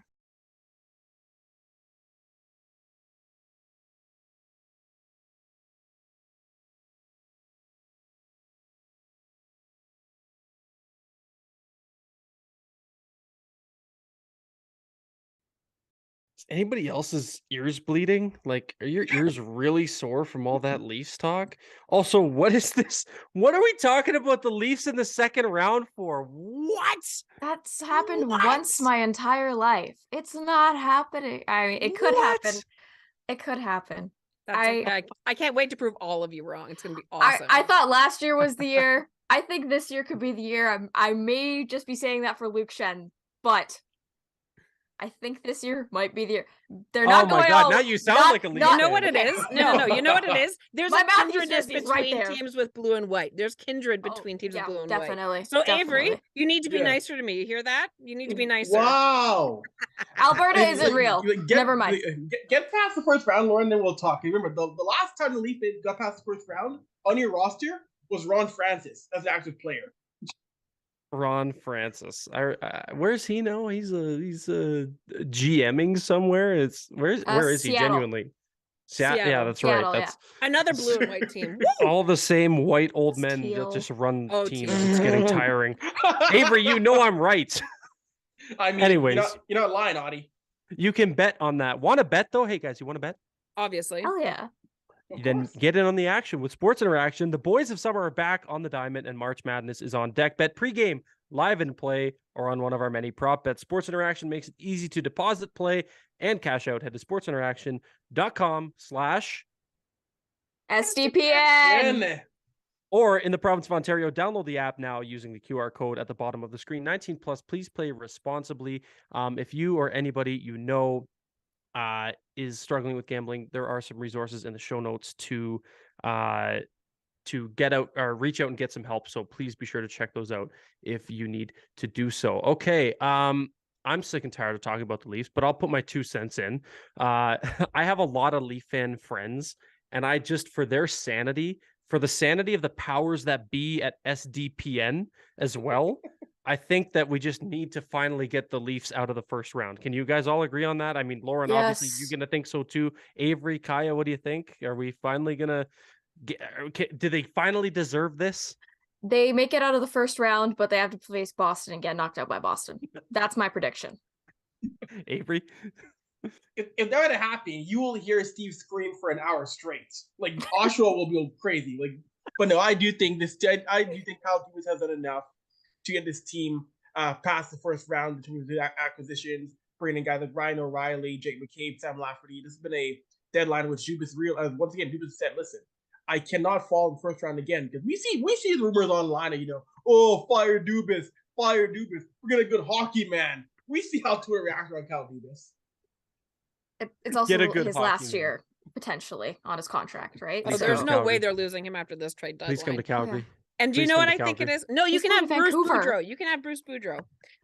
Take Bruce. You know what I actually think would be great? I think the Leafs are going to make it to the second round because we went out and got somebody that used to be on Boston and Nolichari, and we got Luke Shen, who was on Tampa when they won cups too. So maybe that's our mini Thanos peace sign glove instead. Okay. Yes. Okay. Yeah. We'll see. If you can't beat them, join them. So we stole them. Yes. Yeah, exactly. Yeah. If you can't beat them, join them. The Marian Hossa way of 2007, 2008 between the Pittsburgh Penguins and the Detroit Red Wings. And how did that work out for him in those 2 years? Anybody recall? Avery, you recall those, eh?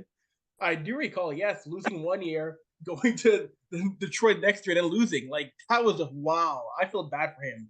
I feel bad for Marian Hossa in both years.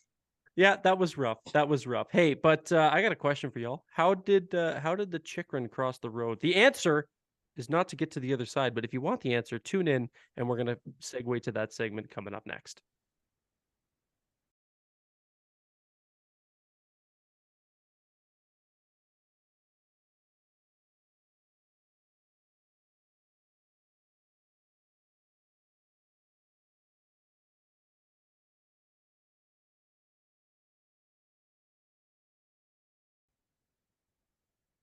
All right. Hi, everyone. Welcome to How Did Chychrun Cross the Road?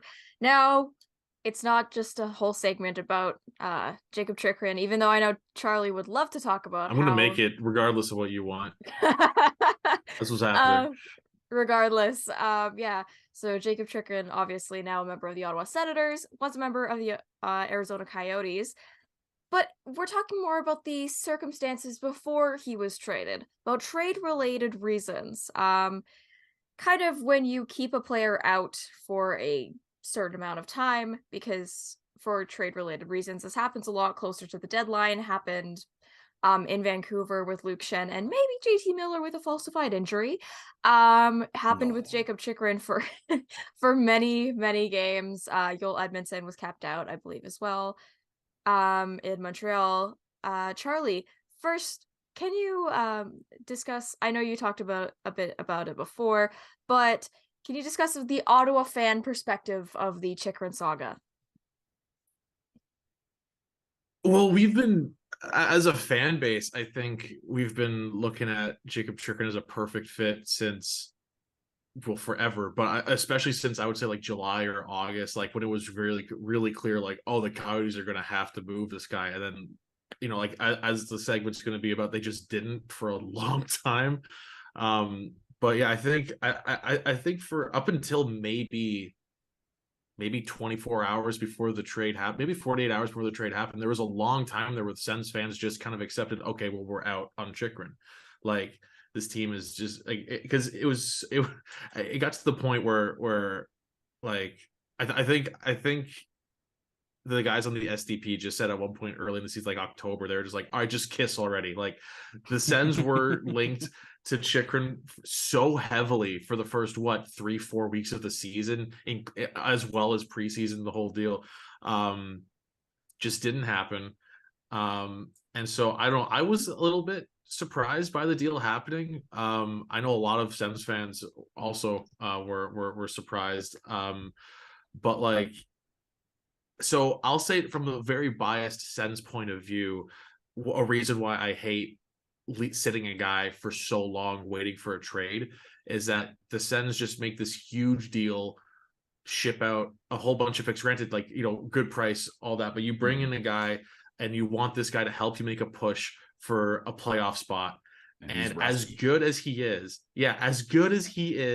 and as better as he is than most of the defensemen on the team already, even as the rustiest, Jacob Chychrun is better than a lot of defensemen in the NHL, but you can tell how rusty and how it's been weeks since he's played, right? So a mix of him not playing for weeks, taking an overnight flight, barely getting any sleep before the game. Like, he was catching up through most of the game. So I think from that perspective, as in a more selfish, from the fan base point of view, it sucks that, you know, you bring in this really big player who is completely out of practice and has not played in weeks. Also, but like, you know, from a less selfish fan base point of view, it sucks for him. Mm-hmm. Like, you know, as much as he wants to get he's traded, out of still Arizona, a hockey player. so it's not that bad. Yeah. He's out of Arizona. Well, I just mean when he's sitting in the press box, you know, for all that time, like as much as he wants out of Arizona, he's still a professional hockey player. Like, there's no way he doesn't want to play. And so just like, you know, scratching a guy for weeks on end just because like he's an asset that you don't want to lose out the top price available. To guess what, Coyotes, you lost the top price available anyway. Like, So It Steve just- it mentioned got- this in his video that he posted onto this channel after following the trade, and he says like it looks like good on you, Coyotes, and completely agree with him there. He nailed it absolutely. It's just I think it got to the point that it was unreasonable, right? Like I don't mind the idea of sitting guys out, and that's one of the reasons we're seeing so much movement. I mean, we're at the point now in the NHL, and we've seen other sports where injuries, we've never had better medical staff and better knowledge, better equipment, and there's never been more injuries, right? So clearly there's something up there. So I understand from an asset management point. There's two issues though. Let's say you're bringing your daughter to her first NHL game and the star's sitting out. That kind of sucks. Okay, so we have to keep the fans in mind at all points. Like that's why we have the sports league. But at the same time, it's part of the reason this was one of the most entertaining weeks leading up to the deadline, right? So I would propose, if you go over, let's say, kind of like waivers, like 10 games, then there needs to be some sort of fine or some sort of, rule put in place by the league. It's just, I don't think they're going to tackle it because it's finally getting exciting. But, I like it and I sort of hate it at the same time. Yeah, it certainly needs to be addressed by either the league or the NHLPA, whether it's in the new bargaining agreement in a few years, because it does, like Charlie said, like that's his job. He's not allowed to do his job. You're right. Like, but if the NHLPA, if they didn't like it, there would have been a grievance. 100%. It's funny because I was thinking about that as well. Why isn't the union coming in here? Well, the union won't do anything until a member triggers a grievance. So I think if we're looking from his point of view, he was fine with it, but it was unreasonable. Let's be honest. It got like comical, and the return was comical when you look back at it, right? Like they held out and they got what, like maybe an extra second compared to, let's say, like Chronic. Like it was a bad return in my opinion for holding out that long. And Arizona has so few assets that you're holding out one of the only guys that's worth watching.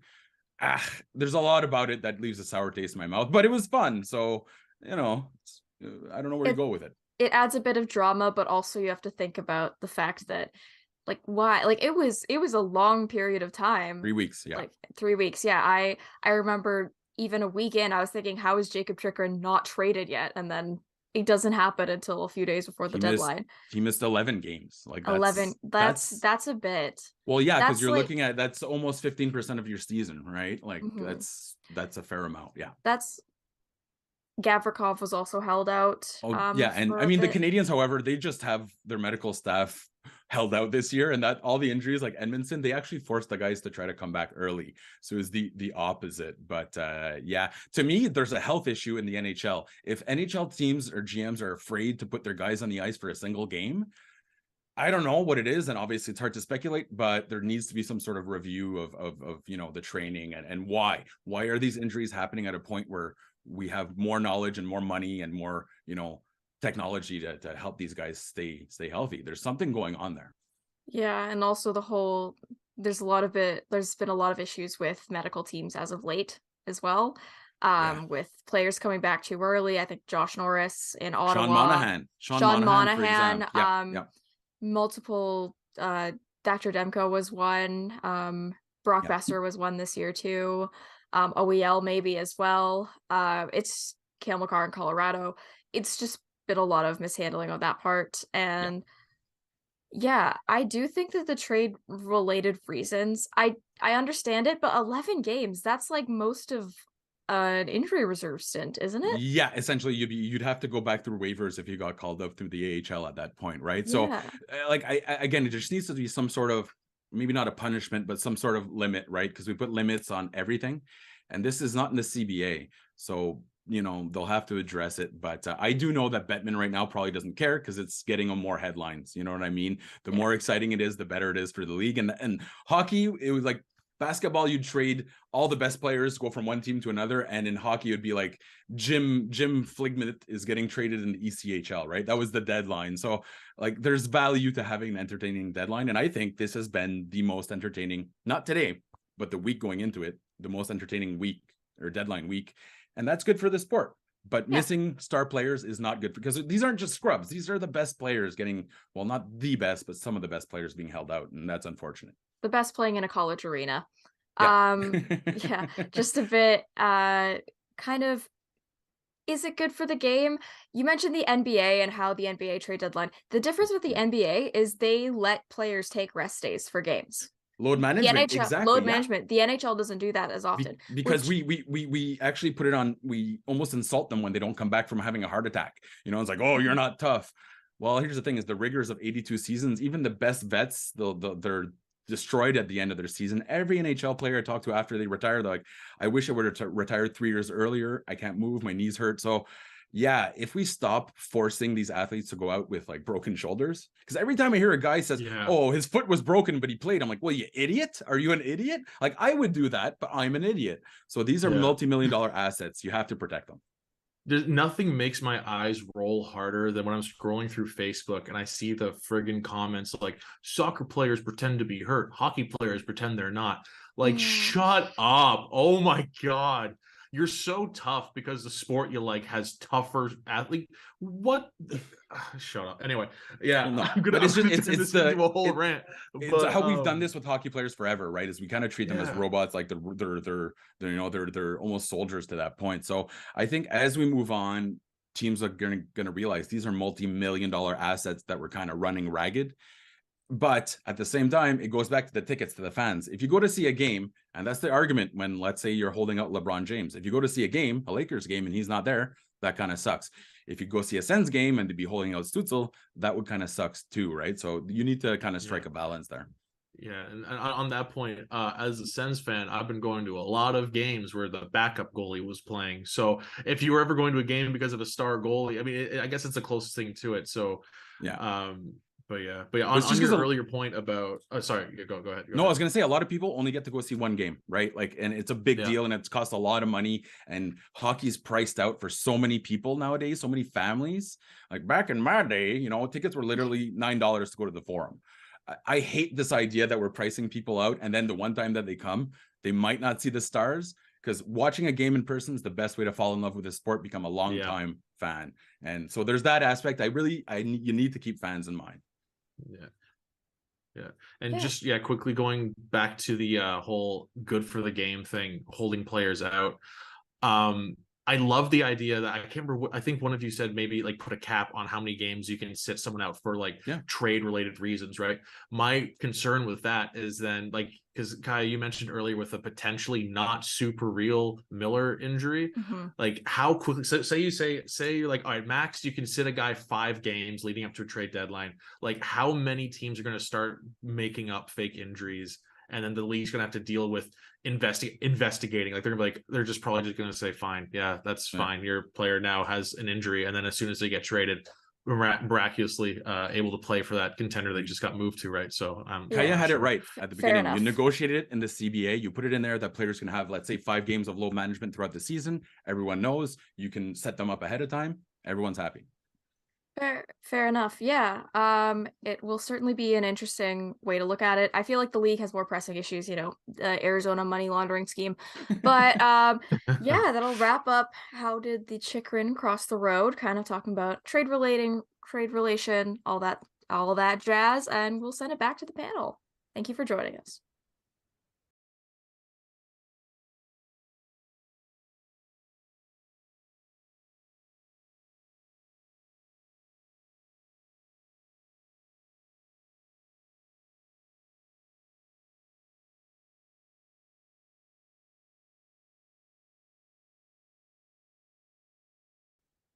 I remember this one time, it was the Stanley Cup I don't remember which one it was that Patrice Bergeron was in, but talking about load management, this man played with like a bunch of broken ribs and a punctured lung. I think that was insanity. Like, I mean, you talk about Mark saying, you know, I'd be stupid enough to do that. I don't know if I would be stupid enough to play through a punctured lung, but I digress. I do some stupid things and say some stupid things. So maybe I would, who knows? We don't, I guess we'll never know.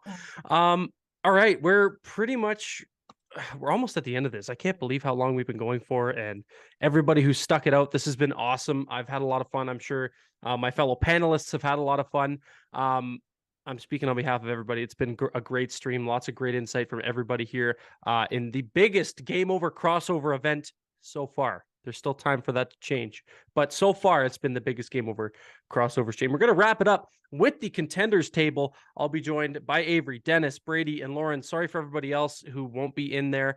You're just not a contender. I don't know why. I feel like the 3-headed dragon meme where like one's goofy. That's me, because like, what are the Flames doing in there? But I'll just moderate and have some fun and talk with you. Okay, contenders table coming up next. We'll have Avery, Dennis, Brady, and Lauren coming up next.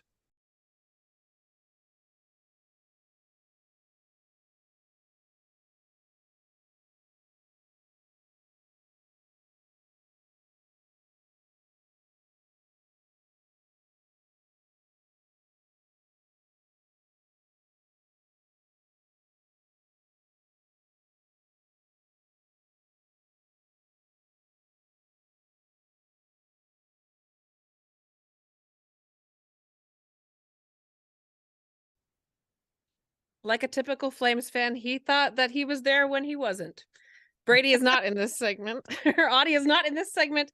It is just the four of us. We have 2 Oilers fans. We have a Winnipeg Jets fan and a Toronto Maple Leafs fan. Guys, we all have blue and white in our jerseys, so we'll just get a quick fist bump in there for the blue and white on all of our jerseys. Great to have you here. And I am glad that we are the ones that are representing Canada in this Stanley Cup final on this trade deadline. Moving into the playoffs, how do you guys feel after the deadline? Tell me how you're feeling. Are you nervous? Are you excited? Are you both? I just want to say really quickly, I am upset with Auddie because he took my meme. I'm not even joking. I'm looking at it right now. I have the dragon meme up on my screen. This is exactly how I feel sitting here. Again, my last segment I did was the in limbo one. So somehow I am both in limbo and on the contenders one, despite the Jets being in the second wild card. But I had to hop in and just give Auddie a little bit of let him know that I'm upset with him. Well, go figure. We're the 3-headed dragon of Canada this season, so I'm not mad at that. Dennis, what do you think of the trade deadline? Do you think the Oilers have done enough? Do you think as a whole, not even in the last 12 hours, because there's been some moves, but obviously Matthias Ekholm was the big get for you. Do you think that that's enough? And what do you think is going to happen next? I mean, the needs were clear. The Oilers going into this trade deadline were number 1 in the league in scoring and number 20 in the league in goals against. So all we needed was to stop a couple pucks. We didn't do it in the net, so we're going to do it on defense. And I love the Ekholm acquisition. Just a gigantic Viking of a man, able to stop pucks, push guys out of the crease. I think it's a strong push. And honestly, normally this wouldn't be enough. I would say this team would fall short of the cup. But if you look at the West is so wide open. Sorry, Brady, but there is so much room. And the only thing that would potentially stop us is Colorado. I think the Oilers are able to go all the way. I think we're the favorite in the Canadian market. Wow. Can I just remind you the fact that the Jets swept the Oilers like 2 years ago? I just want to remind you that this, Doesn't count. the Jets can still play. I'll take this opportunity to give my pitch on why there is some optimism for the Jets. Why you're winning the cup. I don't think that's the case. I'll be honest with you. I'm not that optimistic, but looking at this team, they're very much the same team as they were, back in December when they were one of the best in the league. So honestly, they have added, they've only really tinkered around the edges, but they are a better team than they were back then, as far as just pieces acquired. But it's still tough when you see, a guy like a Matthias Ekholm who, we weren't really looking for D-men, but if we were, it was someone who was going to move the needle. Matthias Ekholm has been whispered, to have a connection to Winnipeg for a while now. So very frustrating to see him go to the Oilers. But, at the same time here, the Jets can play well. And at the end of the day, when you got Connor Hellebuck, anything is possible. Absolutely. And, every one of our teams has a difference maker in that way. You guys over in Edmonton, you have not one, but two in Leon Draisaitl and Connor McDavid. Over in Winnipeg, you got a couple guys up front that can score, but your big guys Connor Hellebuck, which is, another gear altogether. And, for the Leafs, we have Mitch Marner, we have Austin Matthews, and now we have a little bit more on defense as well. And, I think maybe all of us think that we should have gotten more about what our team lacks. You know, in Edmonton, Dennis, you're talking, and Avery, will get to you as well. Would you trade Ekholm for a Hellebuck? I wouldn't. I wouldn't want to deplete the D again to get a goaltender back. You know, it is. I know there's the issues right now with Campbell, and of course Chris is holding down the fort. But I don't think it'd be right now to deal Ekholm. That's a guy you hang on to for as long as possible if you're Ken Holland. Fair enough. I'm not agreeing to that trade, to be very, very, very clear. When you can said it, change I'm it like, to whoa. Let's throw Tampa under the bus. That'll help me lots. Yeah.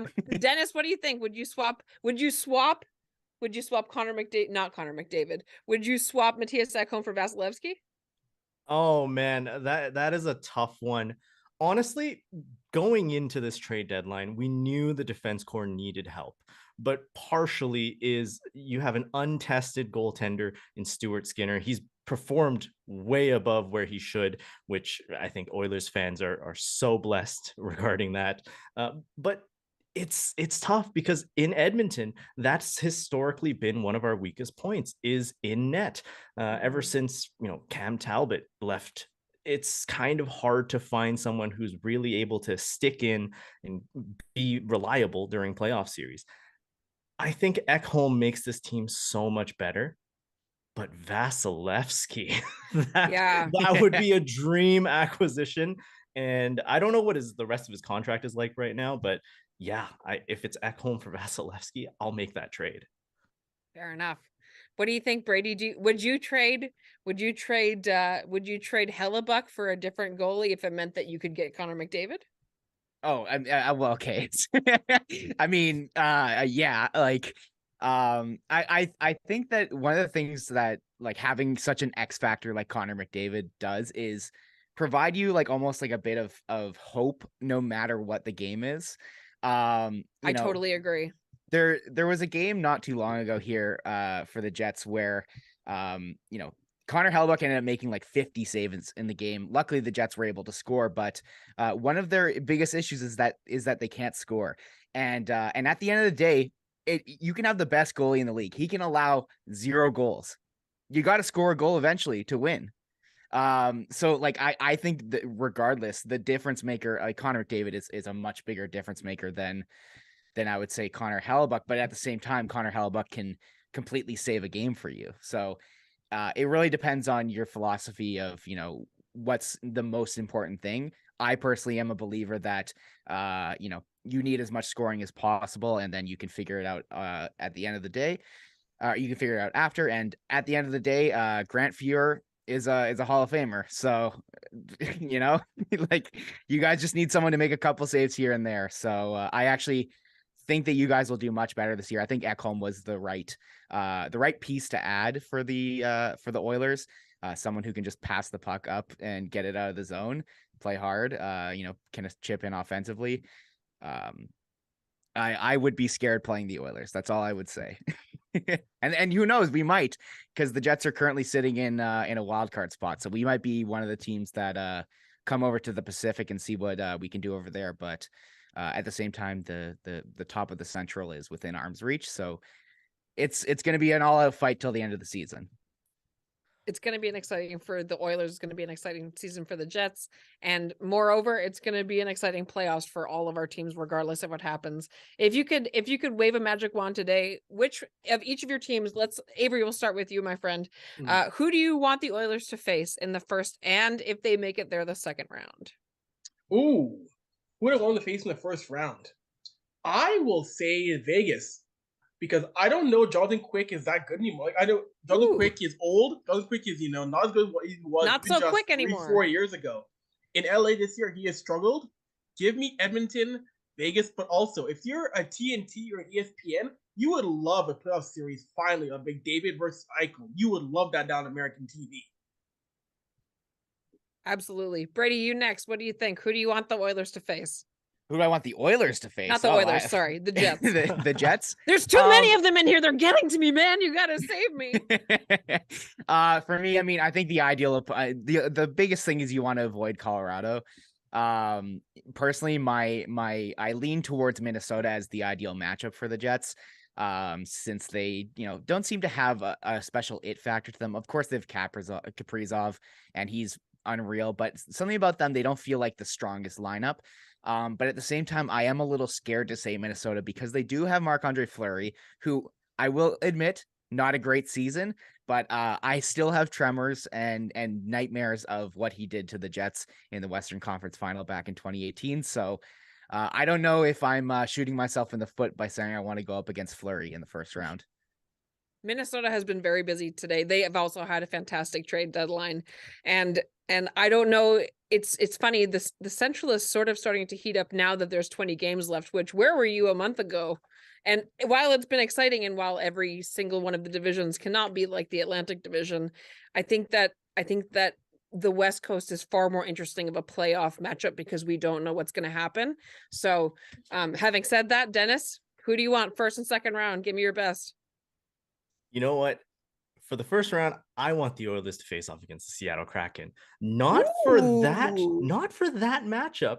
I do think the Kraken should be fine for the Oilers to handle, but I want to see the quick revenge tour. I want to see Vegas and LA just absolutely destroy each other. And then the Oilers, once they get past Seattle, we can just pick off whoever's left. Wow. Man got some extra confidence in the trade deadline. That's what he got. And for the Leafs, I want all of it. I am full of piss and vinegar after this trade deadline. I think that they have done great. I think that maybe there's still a little bit of a question in net, but at the end of the day, Matt Murray has a Stanley Cup ring. And Connor Hellebuyck doesn't, neither does Stuart Skinner, neither does Jack Campbell. So you know what? I think if he's healthy, maybe he plays the away games and maybe they trade back and forth. I think that they're going to face Tampa in round one, and I think that they're going to win because Tampa has gone several months longer than any other team, multiple years in a row. And I think that enough trades have been made where it's not so soft with Pierre Engvall on your scary fourth line anymore. Now you get Nola Chari again, which will be a familiar face. And I think that, like I said earlier in the stream, I think that them getting an ex Tampa Bay Lightning player in Luke Shen, and also famous Leaf, and getting somebody that used to be on the Blues who won a Stanley Cup, and getting somebody that was also on the Bruins and won a Stanley Cup. I think we're slowly acquiring a Thanos glove of ex-Stanley Cup winners, of people who have kicked our asses previously. And I think that if there was going to be a year for the Leafs to go for it and to get over the hump, I think that it's this year. And I hope that we get to the second round and we further slay the dragon and beat Boston, because if we get out of the first round, look out, because we're going to ruin all of your dreams and be as pretentious as everybody thinks we are. So I can't wait to see. The collapse will be funnier. Oh, well, I'll watch your collapse too, and we can collectively high five. Yeah. But let's just hope, can we all agree? We just hope the cup ends up back in Canada. That's for sure. It's been too long. Absolutely. Amen, guys. Well, let's throw back to the main panel. Auddie is going to be back hosting in just 1 sec.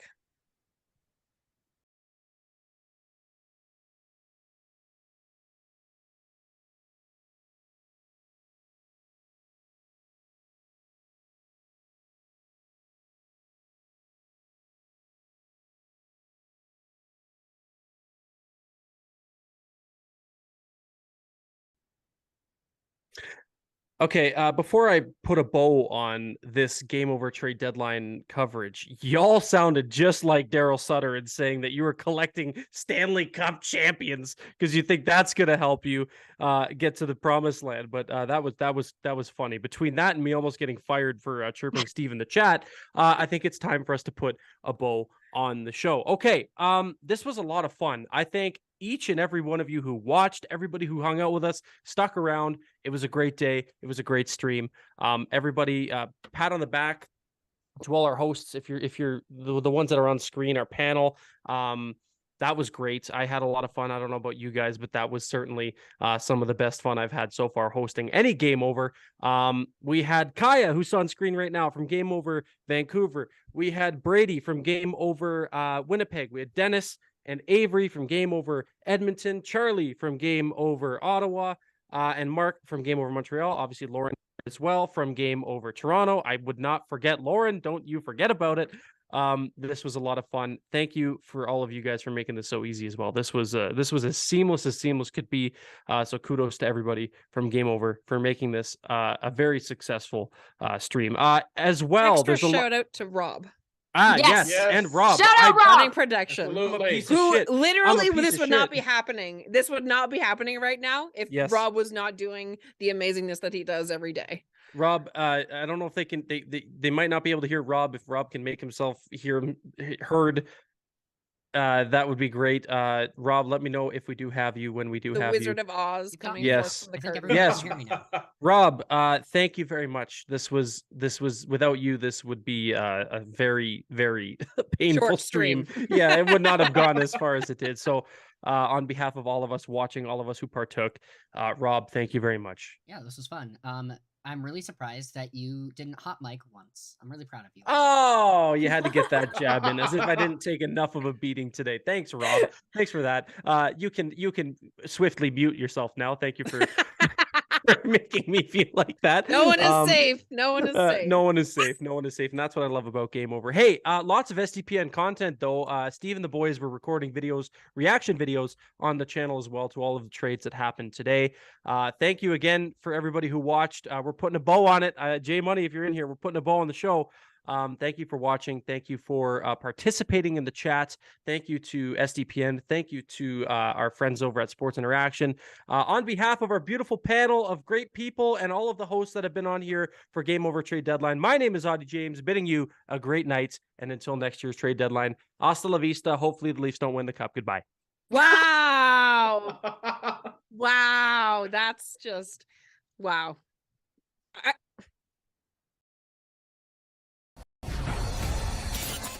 Game over! Powered by Sports Interaction.